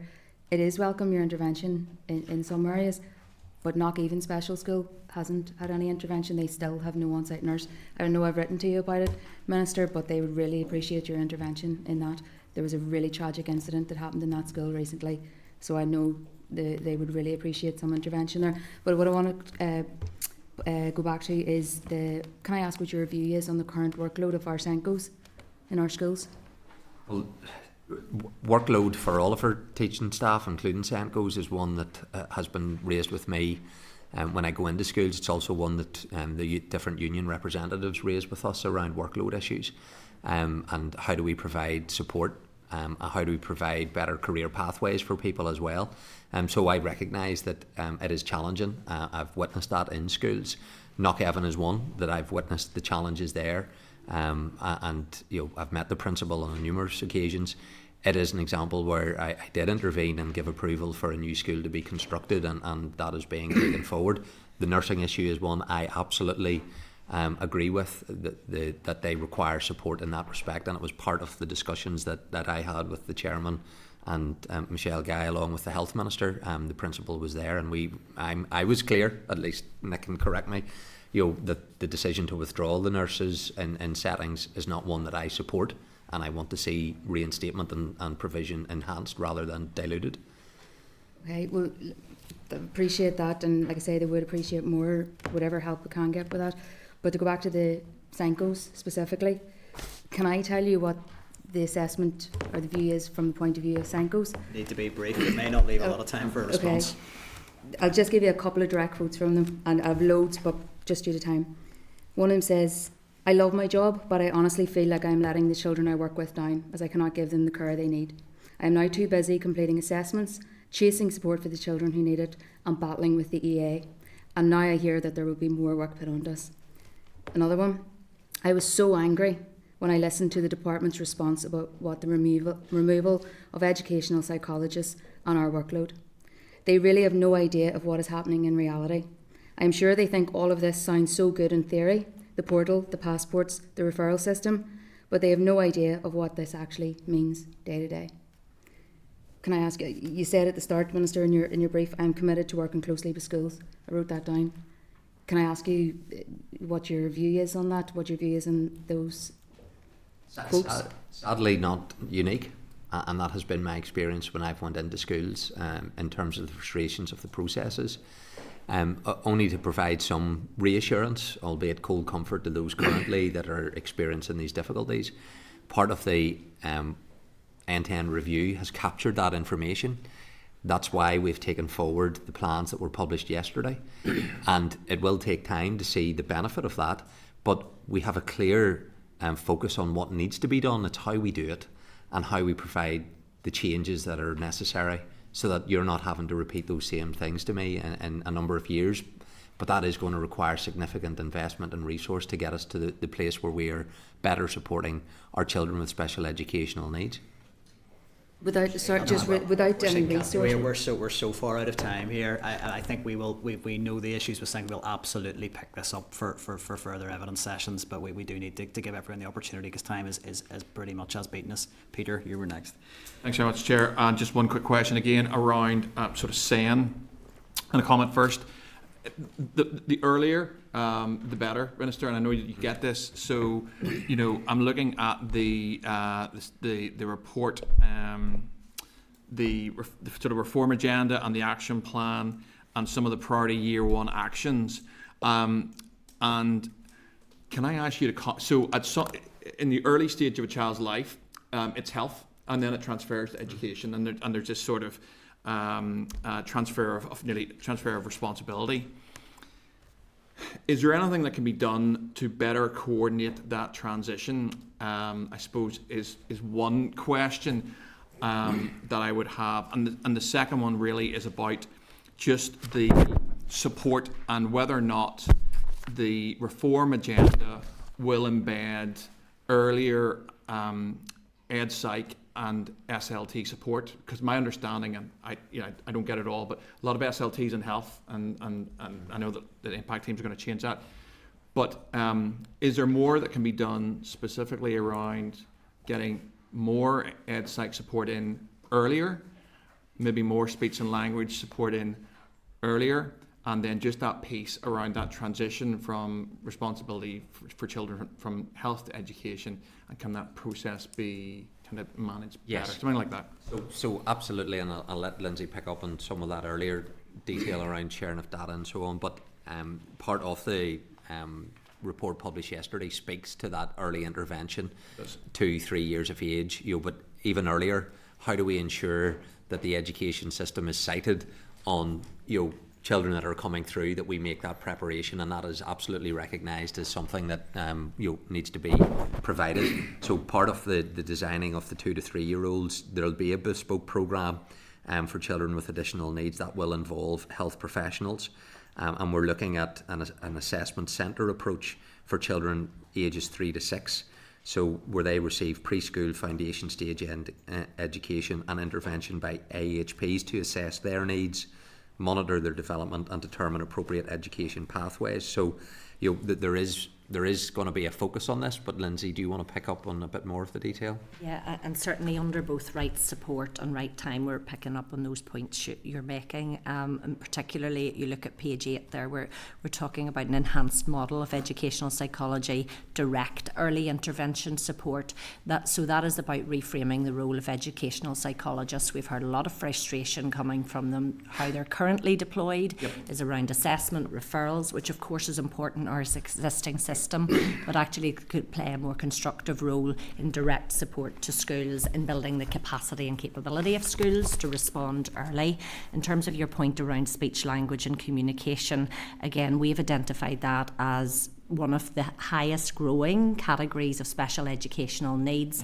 All the research tells us it is the one. If you get in early, you can have tangible longer term benefits, and so that has very much underpinned our work with the Department of Health and the Royal College around that speech, language and communications intervention toolkit and programme. Whilst this is saying pilot, test and trial, back to your earlier point, the longer term aim is to create space, to create the changes we need to make around special educational's provision, to evaluate, to monitor, to learn, but importantly to feed into longer term delivery in response to children's needs. That's really encouraging. I think these issues that you just flagged, SLT and Ed Psych, earlier, it's just getting in too late. Earlier is better, and that is transformational for kids. I've seen it in my son. I just think the earlier the better, and let's not hang on the statement. If the right support goes in early enough, parents will be wanting statements. They won't be needing statements. They'll actually have the support that child deserves and that will be transformational for them. Thank you, Chair. At our concurrent briefing, let's hope the Chief Allied Health Professional can give some, Yeah, some I'm insight sure. into We'll where say the same, I'm the, sure, the, yeah. the workforce is going to come from. Danny, you're next. Yeah, thank you, Chair. And I suppose I'll continue on from there around the statement process.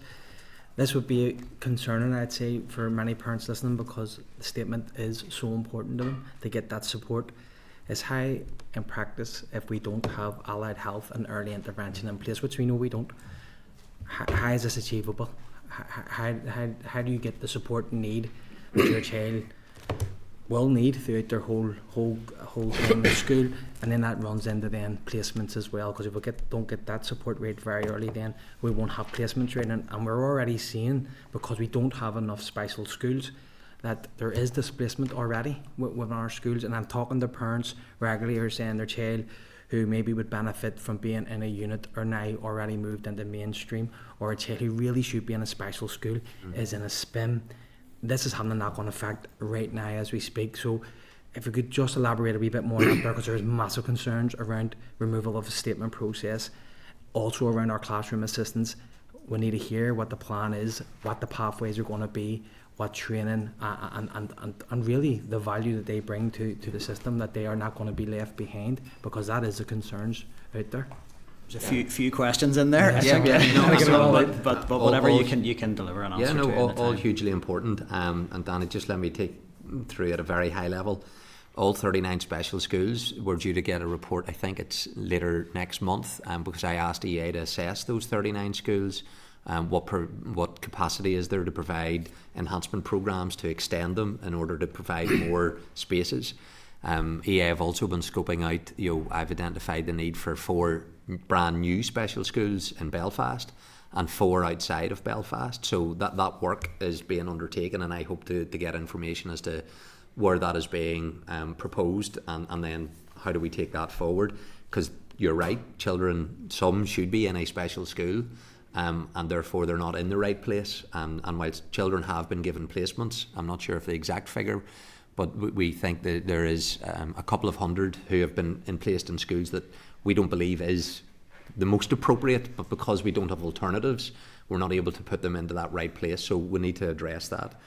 The SPIMS has been helpful, and where you can accommodate in mainstream, I think we should. It provides a more inclusive education system, and St Patrick's this morning in Katie, there are lots of examples, them. They were able to show me the provision that they have in their specialist unit, and it works really well for the children. But it also helps the whole school, because the school is then reflective of wider society, and that's to the benefit of everybody. But we need to make sure they get the right support in the SPIMS. And the statement and process, I can understand why people fight so hard to get a statement, because they haven't got the support that they've wanted, that they believe they need, and now the frustration is, even with it, they still don't get services. And that's why we need to put this work in, so that we shouldn't have to get a statement to do the right thing. You shouldn't have to take somebody to court and say, this is what I'm entitled to. I'm taking you to a tribunal to force you to do it. That's a poor reflection on our society if that's what we're doing for our children, and that is what has been. And I want to move that away, that people don't feel the need to get a statement. And classroom assistants, and we don't have time to go into this in any great detail, but we need to make sure that we provide those pathways, career pathways, because there are some hugely capable classroom assistants that want to progress, take on more responsibility, become teachers, and there isn't the current progression opportunities for them to do that. But we also have to make sure that the resource that becomes available for schools, principals have some flexibility. So St Patrick's, Mercy in North Belfast, Boys Model, Glengormley Integrated College, there's 4 that I've been to, and there are more, where they're utilising the resource not to employ classroom assistants, but where appropriate to employ a full-time teacher that can have smaller opportunity in terms of group size, so a smaller group size, to get more engaged, and educationally, they're saying to me, better outcome for the education for the young people, and also creating higher levels of independence for that young person. So there will always be examples where one-to-one classroom assistant provision has to be provided, and that is what is right. But there also has to be some flexibility where principals increasingly say to me, actually, I can utilise the resource in a better way that impacts the young person, but also allows me to have a full-time teacher, where currently, even if I felt the classroom assistant was the best, I can't recruit them because they're not there.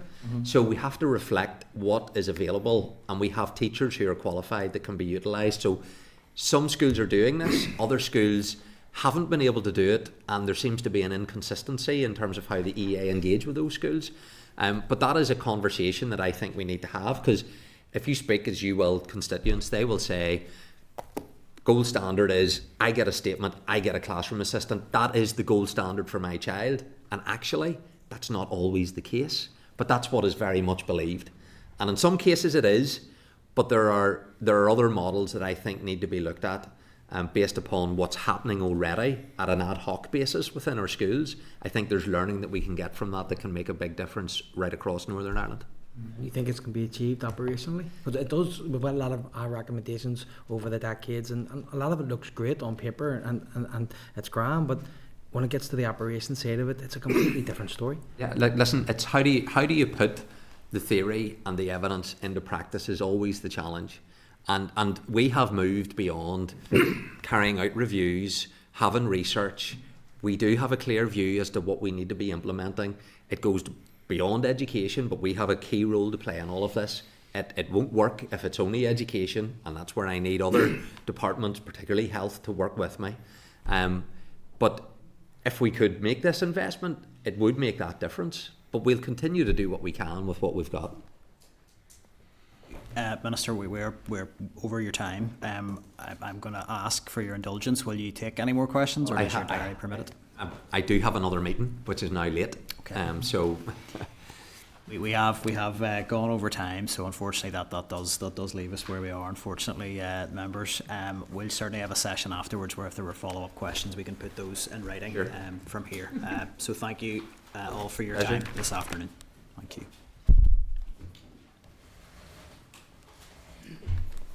So while the witnesses are making their... Thank you very much, guys. You're very welcome. You're very welcome. While the witnesses are making their way out, we'll just pick up if there are any actions. So I think, first of all, before we sort of think about anything arising from the evidence session, I'm conscious not all members got in as we did run over time. For anyone who still had to ask a question, is there anything in particular you would like to bring forward as a written inquiry for the Minister? So Carrie, you had indicated next. Yeah, I think that event yesterday was absolutely incredible. I genuinely learned so much. I think maybe in our forward work programme perhaps we can look further into Irish medium education as a whole. But outside of that, I was going to inquire about the reform agenda and delivery plan with regards to SEN. Talks about, and I recognise Caleb's cause has been fantastic in leading on the post-19 provision, but I did note parents have concern about children who do have special educational needs that won't be able to partake in further education, training and employment. So what happens to those children? And there is concern from parents that they will be confined to home with no support. So I'd just like to know more about what the Education Minister has had on this issue, and if he's spoken with the Health Minister about this. Yeah, I think that's a one we could certainly look at. I mean, my understanding is on our forward work plan we have an invite out to Caleb's cause, and I wonder whether we could maybe combine that if the schedule allows, perhaps for the EA transitions team to actually come in and to say, well, where do they sit in this transformation agenda? Because I mean, I was at the all-party group on learning disability yesterday, and you had parents there saying, my young person is 16, 17, and they've never had a transitions meeting. It's meant to start at age 14. So, we really do need to be looking at this. Sometimes there's that feeling education goes, that's for health, but health goes, that's education. So, yeah, I think that's good. I'm very happy to endorse that if members are agreed. Agreed. Just to bring anyone else who didn't get a question, and then I'll come back to you, Cathy, if that's okay. No, I'm okay.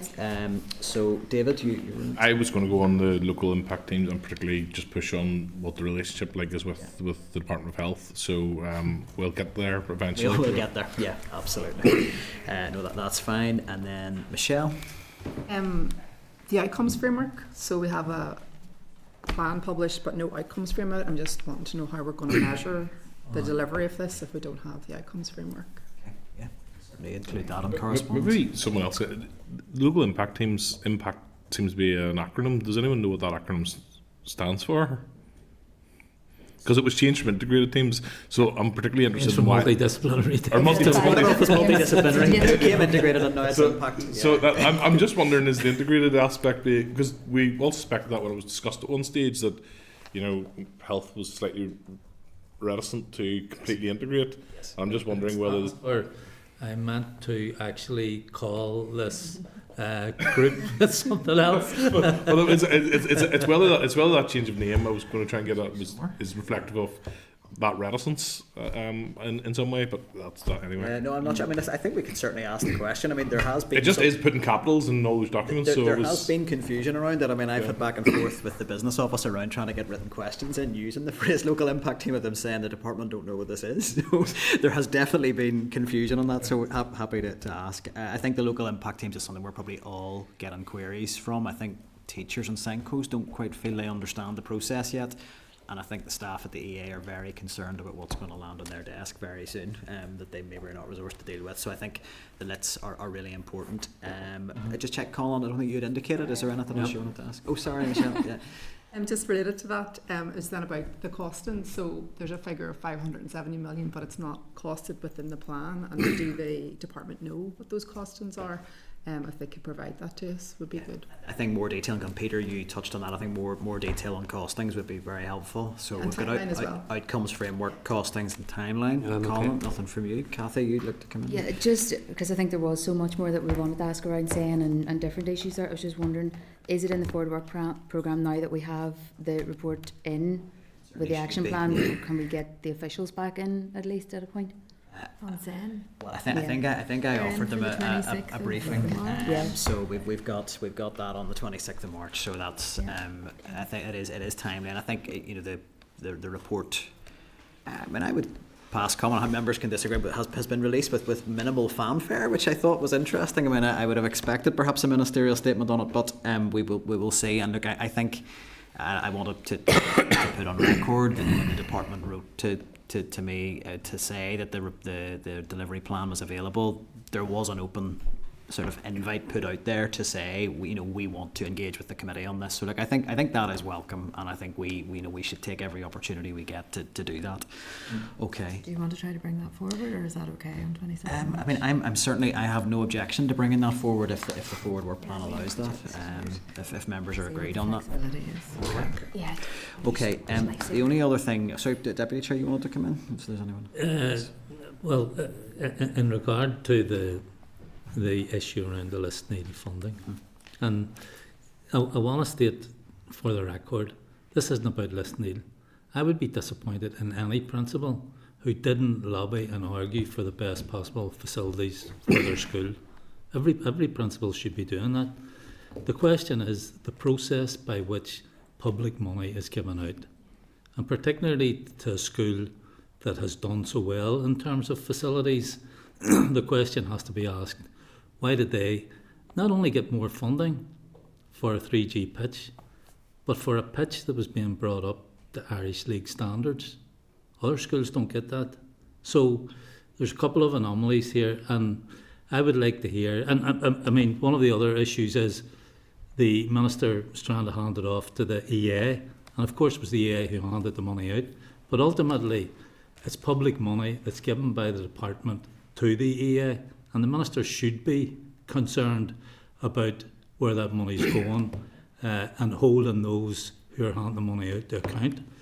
But it would be useful, I think, to get in front of the committee those officials from EA who were responsible for agreeing to that funding. Well, I think, and I want to just check with the clerk in terms of sort of remarks that I opened with the chairperson's business. Has that been noted as a request? Because I did suggest that an oral briefing from the EA officials on that would be helpful, and I do think to actually do that work of broadening out around who makes the decisions on how they prioritise these. I think that is really what members are getting at. We have very little information about process there and how decisions are made on the basis of need. So you asked for a feasibility study. I think you've asked the Minister about his involvement there just in that session. Clarity around processes, transparency, re-thresholds. I'll take a steer from the committee. I think just given the level of interest in it, that an oral briefing around minor works in the round, I think would be very helpful. Sorry, Michelle, you want to come in and then I'll bring David in? Yeah. Sorry. I'll go Michelle, David, Danny. Okay. I don't know if this is one for us, but I think something that didn't come out as well was just around kind of the community and sporting aspects. We know the Minister Lyons was involved as well, and I don't know whether there's a question for us to ask whether they considered providing funding for that pitch from a community's perspective. All the funding that has gone in has been education money, but it seems like in terms of the spec, it actually has a community and a sporting benefit as well. So it's worth the committee asking for some clarity on that from the Department of Communities. Reasonable, yeah. I mean, certainly I know because I'm familiar with sort of community use of schools policy, and there would be partnerships. But again, you would expect perhaps communities or local council to be at the table for that. So I think that's a valid question to be asking, David. It probably is more a political point, but in terms of the process, I think there was some outline of process, and you referred to it yourself, Chair, in terms of going through the EA and being decisions made at their board, at which a number of parties have representatives. Danny referred to Belfast City Council. I can tell you if we had been sitting in City Growth or People and Communities back in the day, and something that could be coming through that was 700 grand, noting or not, I think you would have had people casting an eye over it. So where was scrutiny in that regard? But I think there is elements of the process that we do know about, and should be applied to all schools that are applying in that regard. But no objection to it. If I could add to that, I think for me is I would like to see what that scheme of delegation actually is to the EA and how that operates, because again I think we're maybe making assumptions around how the processes work. So it would be good to know, because I'm really conscious that there is an individual school at the heart of all this who I made that clear at the start, do not want to be caught up in the political crossfire of any of this. Sure, there's probably not any of us, I would imagine, in this room or in few in the Assembly Chamber, I would say, who haven't at some stage pushed for a new pitch, AstroTurf pitch, 4G pitch, whatever, and they do every 10 or 20. I'm not disputing, and I think the Deputy Chair's reference that around, we all lobby, we all do, and schools do. I think that the question is, it does appear to have raised questions not about this school, but about how much of an understanding as a committee we have around how these capital decisions are made. And I think that's a perfect. I guess what I'm referring to is the contrast between other things that need done, and sometimes these things can be drawn a contrast, but we can walk and chew gum at the same time. Sure. Sorry. Actually, I think I'd said Danny first, and then Peter, and then Cara. Yeah. No, I was just going to say, can we go further and actually stipulate that the officials who made this decision are here in front of us, because this isn't about the school, and that was where my question was going. It's about why it's up to that level, and that to me is the key question. I reference council because it's a fraction of that cost, and public money is what we're here to scrutinise as a committee. We need those officials in front of us, because I'm not happy with statements going out on a Friday and a reference to Twitter. Who puts out a statement on a late on a Friday night because of what's on Twitter and then change it on a Sunday?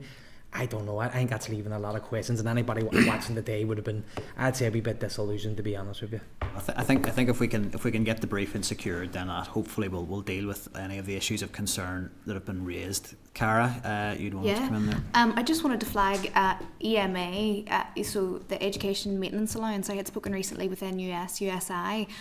Wales has moved to increase it. Recognising the pressure that 16 to 18-year-olds currently face from a financial perspective. It was first introduced in 2004 when I was 8 years old. I'm 30 this year, and it has never increased. So I think when we look at things like inflation, increased financial pressure on our young people who are either in sixth form or in further education, it's something that we should look into more, and if that's something we could maybe write to the Education Minister on, or what conversations he's had with the Economy Minister, I think it would be beneficial for our young people. No objection to that. I'm not sure it arose out of the briefing we've just had, but certainly, I think we're just seamless, Cara. Absolutely seamless. We're talking about education underachievement and incentives to keep young people in education. No, absolutely. Sorry, that's fine. We're just, I suppose, just trying to close on issues arising. But I mean, look, if you can get it in there, get it in. That's fine.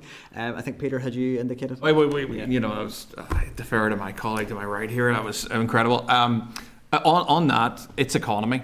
EMA is paid for by the Department of Economy and comes out of Economy. I would say completely support it. I think we want to get something from Economy in terms of that. Just dealing with that one. Back to Liz Neal. A couple of points. First one is, I feel sorry that we spent an hour and a half on we should stop talking about what the name of the college is. That took an hour and a half of our time, guys. Now, I got my questions in. I am really passionate about special educational needs and educational achievement and SLT and NAID Psychs and where the money's coming from and all that. But we did spend an hour and a half on a college up in Londonderry /Derry. And I think that's a shame, you know, and I realise it's in the public domain. I realise it's a current issue, but I just do not think that should have taken up that much of the committee's time. I'll be honest, and I know there'll be different views on this. I get that. I just think we had the minister here for 2 hours. You know, it's rare, but he was here, and we spent an hour and a half talking about £710,000 of money that, you know, it's been rehearsed. I'm not going to go over it again. I just want to let you know my opinion on it. Peter, events, dear boy, events. No, look, I get that, Pat. But what I'm saying is, I don't know. He didn't give the pro rata how many times he's been to committee and how much time he's got. But I would say if we looked at once, and this is the second time, just in terms of timing, though, Danny. In terms of timing, I would say he's been hours for the first year more than some ministers. That's all. That's the only point I'm making. But I think the facts bear that out. I'm also, and I think the facts, but I'm just saying, and I want to make the point, Chair, that I don't think that was the best use of time, because it gives the impression to people out there who are watching that is the biggest thing that we could ask about, and I just don't think I actually don't think that's what the committee thinks. Don't think it's what other members think, but that's what people chose to do. Thank you. No, I think you've made your point very, very clearly, Peter. Okay. I mean, ultimately, I suppose members are free to ask. They will take different views, and I get that, Chair. Oh. Because can I make a second point here on the thing about whether or not we get EA in. My view, and I'm not going to divide the committee on it, but it's just my opinion. I think we take an oral briefing around all the things that have just been discussed around that. Sorry, not an oral briefing. I think we get a written briefing first. Because otherwise it will just dominate another session, and I do think there are other things that we need to deal with. I'm not saying we dodge it, I'm not saying we don't get the information. I'm just saying rather than in the first place get an oral briefing, I think we should get a written briefing first. But if the committee decide otherwise, I'm happy with it. Could I Go ahead, sorry. And I understand where Peter's coming from, but by the same token, this issue is actually quite important, and in many ways it's a microcosm of what may be happening on a larger scale, because you have the way public funds are being delivered, how they're being delivered, what processes are being used, and then you have an issue of equality among different schools, and some schools could say, you know, we have broken windows we can't get fixed, while this school is getting not just a 3G pitch, but Irish League level football pitch. So there are serious questions to be answered there, because if this is allowed to happen, then it's going to happen again and again and again, and it's going to create greater inequality within our education system. And I think it was an important issue to deal with here today. But I get that. You respond briefly, and then I get that. But some of that, off, yeah. you know, leaving aside of some of that, it's perception. Like, I visited a lot of schools in a previous role, hundreds and hundreds of schools, and you would end up in one school and it was beautiful, and just down the road there'd be one that's really, really run down. Now, I'm not even going to talk about what sectors they were in. It doesn't actually matter what background the kids are, what sectors they come from, but you could go to two schools in the same town and one would be really run down and one would be brand new, and you go, why is their school really brand new and ours is run down? A lot of it is just about that, and I've seen that firsthand. I've seen experiences that Kathy referenced earlier on. But I do not think it's fair just to say, because this pitch is X or Y, there's another school down there and it's got a hole in the door or whatever. Why is that hole in the door not fixed? That's not how this all works. And it's not just for one. I just don't believe it's for one sector. Can I make a point of clarity, Chair? I'll allow a point of clarity, then I'm going to just sort of summarise where we're at and try and close I stand to be off. corrected, and Danny said it right. I stand to be corrected, but I just think we're talking about this Irish League level football pitch. I haven't looked at the spec, but the pitch itself, the fencing and so on, is what makes it, I suspect, Irish League level. The pitch itself, Irish League level is similar to any of the 4G pitches that we have around the country. It's just that it has other things that requires to meet criteria for matches like that. So it's I think it's just on the surface. Is there a high? As I say, stand to be corrected, but my understanding was that in general, it wasn't to do with this issue, that a lot of our pitches are of a similar standard. It's just that some of those other things are required to make Irish League criteria. Why would we want I'm going to make a suggestion, see if this maybe just does help us bring this to a conclusion. My sense of this is that whatever the views are around the amount of time that was spent on the issue and whether that was appropriate or not, there is no doubt that an issue has come to the committee's attention where there is a significant degree of uncertainty around how minor unavoidable work schemes are funded. We don't even have figures on the department's website anymore that tells us what the financial threshold is. So I think that it would be remiss of the committee not to seek an oral briefing on that. And I think that oral briefing should be around how the scheme for minor unavoidable works operates. And as I set out at the beginning of the meeting, how are the schemes identified? How are they prioritised? How are they applied for? Who makes those decisions? And I think if the Education Committee can't ask those questions, not about Lisneal, but about every single school that is vying for that money, and Peter, you set out the hundreds of schools who are all struggling with this, I think principals and school communities will want to know, how are these decisions made? Who is the decision maker in all of this? Because resource is so scarce and the need is so great. So I'm content that there is committee agreement on that. But Peter, you have said that you're maybe not on the same page. So we'll just. I'm on the same page. I just think getting a written briefing first is more expeditious of the committee's time. I have no truck on it. How you framed it there, I certainly agree with, in that these things should be transparent, should be traceable, because that is equity for all. My suggestion was just to get a written briefing first. That's all I'm saying. I think we've reached agreement, Cathy. Yeah, just because I'd asked to come in after Peter, just one sentence. I don't like it being framed that we spent an hour and a half talking about Lisneal. We didn't. We spent an hour and a half talking about transparency and funding for schools. And the Minister didn't answer one question. It was focused around Lisneal. Whether I don't think we're going to reach agreement. Scrutiny as a committee, it is scrutiny. That is our fundamental. May well be, but it's around Lisneal. I am going to draw a line under that. What we have reached is agreement here that we would like to carry out further scrutiny around how minor capital works projects are funded and delivered, which I think is an entirely appropriate activity for the committee to be engaged in.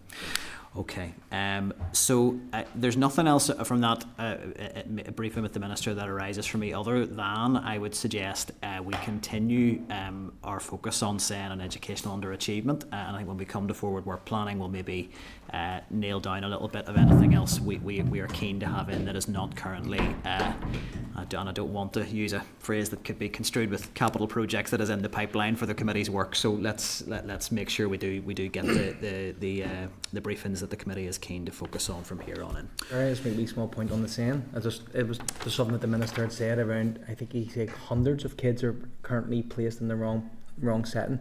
I think that really feeds into what we've been saying and our concerns about next year. And I just want to reference back to what Richard Pangeli had said a couple of weeks ago in our committee, that they wanted to move away from placements. So I just think we need to keep that very much in our focus going forward.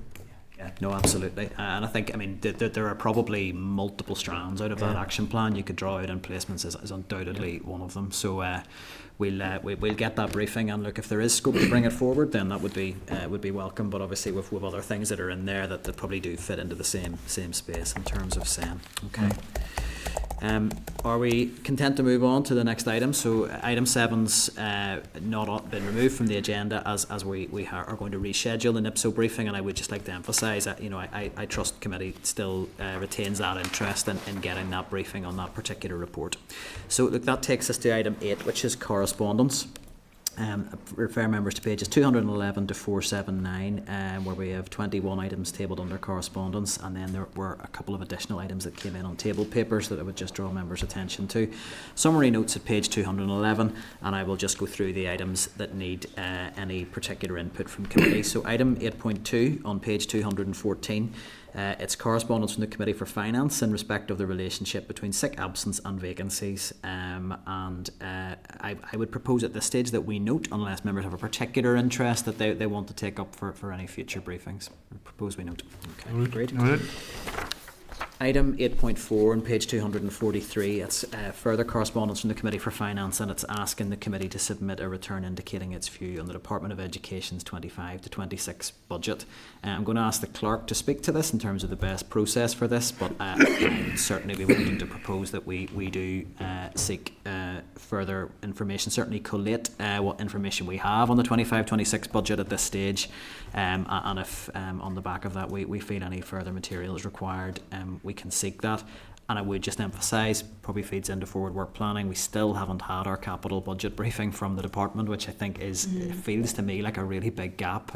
We can't just talk about resource on this, so that might be worth considering here. But Clerk, if I could ask you to speak to that item and then we can make a decision. Yeah, so last week we received correspondence from the Finance Committee outlining the budget timeframe and just additional baseline information about that, but we haven't actually had an update from the department yet.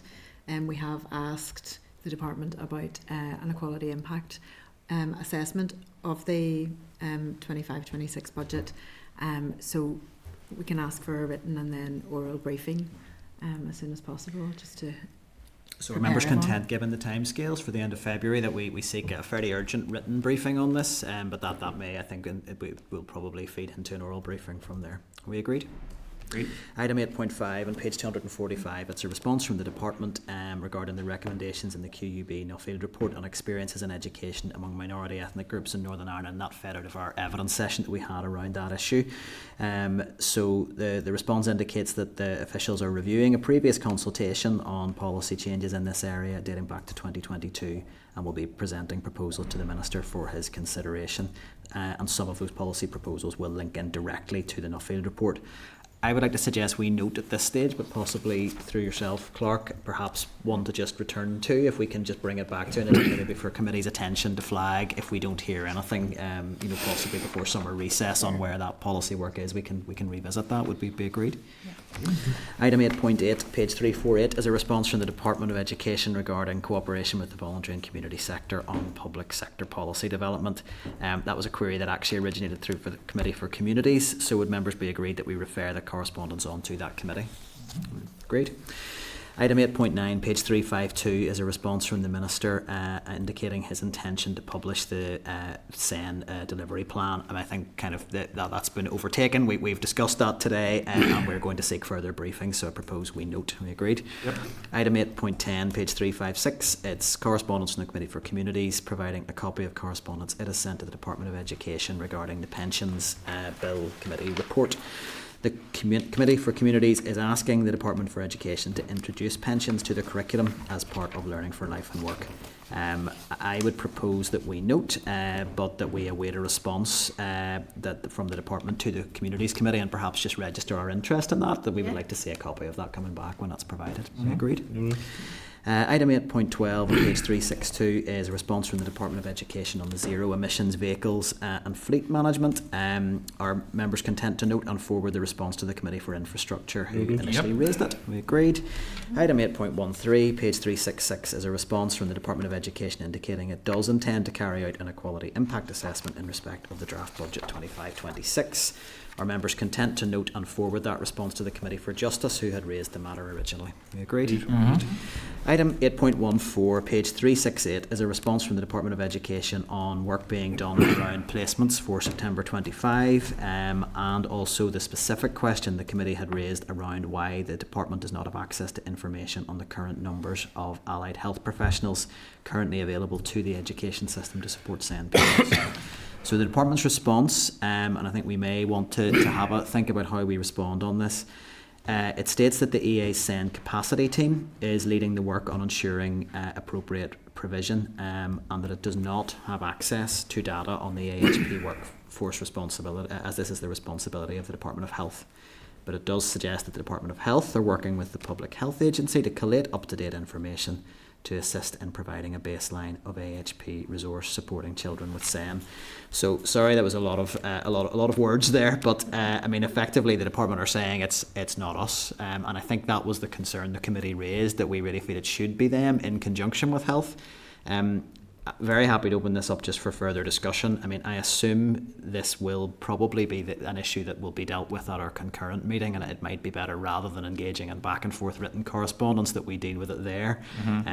But I would certainly want to note that pretty clearly, potentially for any briefing note for members for both committees that comes through, that this issue, that I think the data around workforce is really crucial here. And I think some of the questioning that we went through today indicated that we're still not quite sure where we're at with that. So that would be my suggestion. But Danny, were you looking at no, I totally agree, because this is the biggest concern that we have when we've had all the presentations. It's like building a house with a deck of cards. If we don't have health in at the very beginning, even the talk of removing statements, how much fear will that send to parents who have to fight so hard to get that statement, and then they don't even know how many health professionals that are needed? It's really scary that we've got an action plan that came forward and the fundamentals aren't there.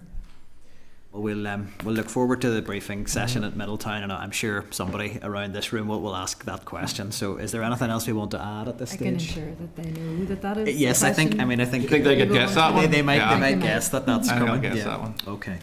That's fine, and look, we'll pick that up following the concluding meeting. Item 8.15, page 371, it's correspondence from the Committee for Finance. They're keeping us busy this week, highlighting its concerns with the EDIS Strategic Partner and School Management System project.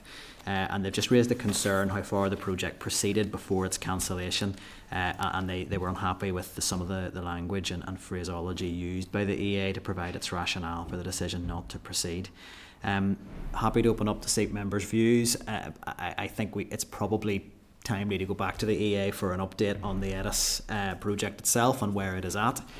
Beyond that, happy to hear from other members. Michelle? I mean, I think I raised this before, maybe this is where this correspondence came from, but they use the word catastrophic for schools, and that's pretty dramatic. Yeah. And I think we definitely need to know more about how something could be catastrophic and that we didn't get it stopped sooner than that.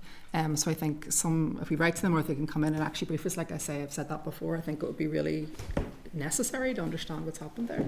And I think it's a lot of money being spent for something it is had a catastrophic error. To pick up your point in catastrophic, it was noted as being catastrophic if the project milestone wasn't met, but I'm assuming by pulling out of the project the milestone's not going to be met. So what is the catastrophic outcome we're now looking at? So I do think we need to hear from the EA as to what that really referred to, and to seek a bit more detail on that. I would be content that we do that in writing, but that if when that comes in we're not satisfied, that we do move to an oral briefing. And I know, Michelle, you have expressed an interest in that previously, but are members agreed with that as an approach?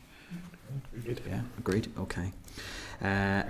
Item 8.17, page 374, it's correspondence from the Department of Education providing a summary of responses from a consultation on proposed changes to qualifications performance measures.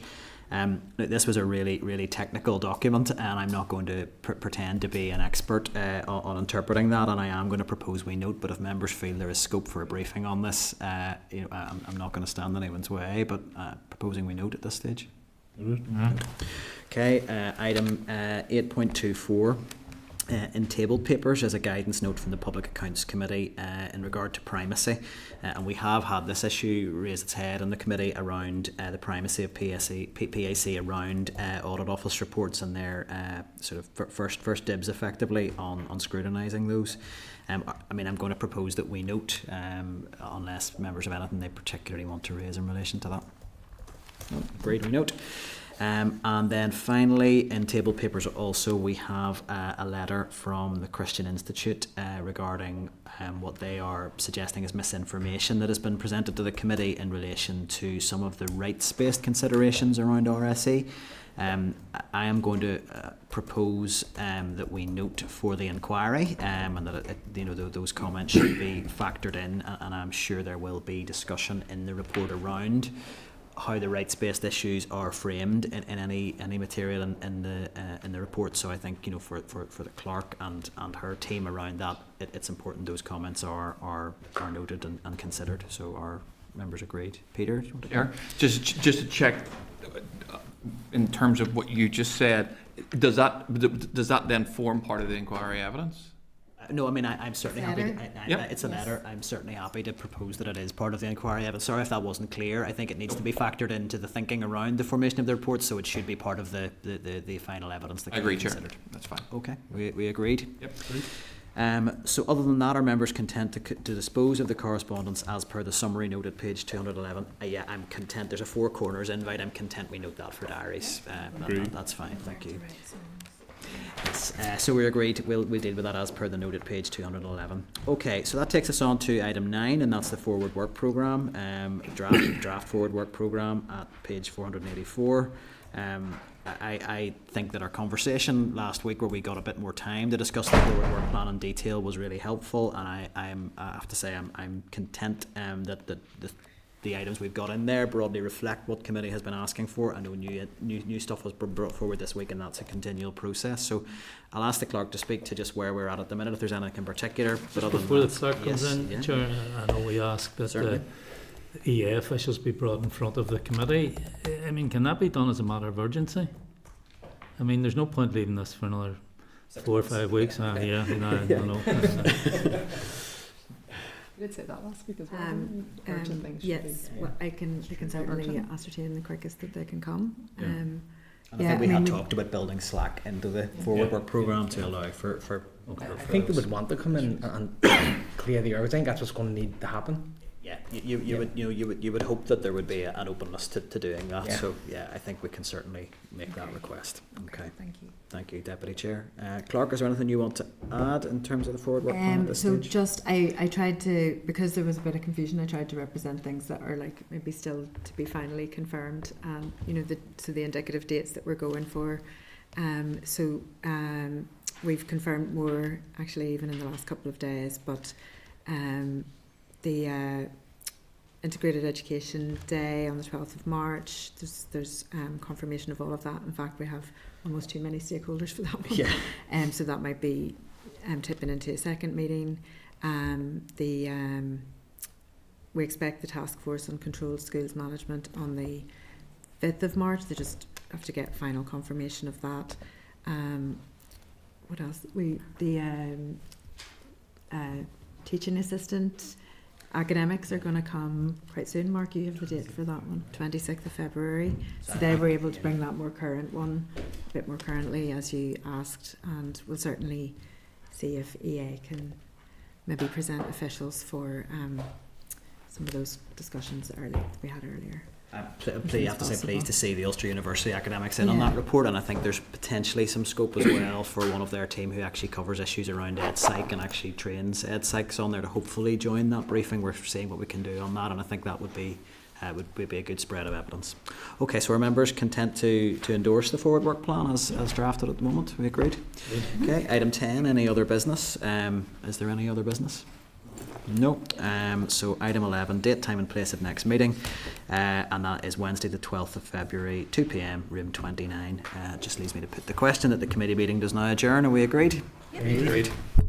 Well done, Chair. It wasn't an easy one. Committee room 29. Sound.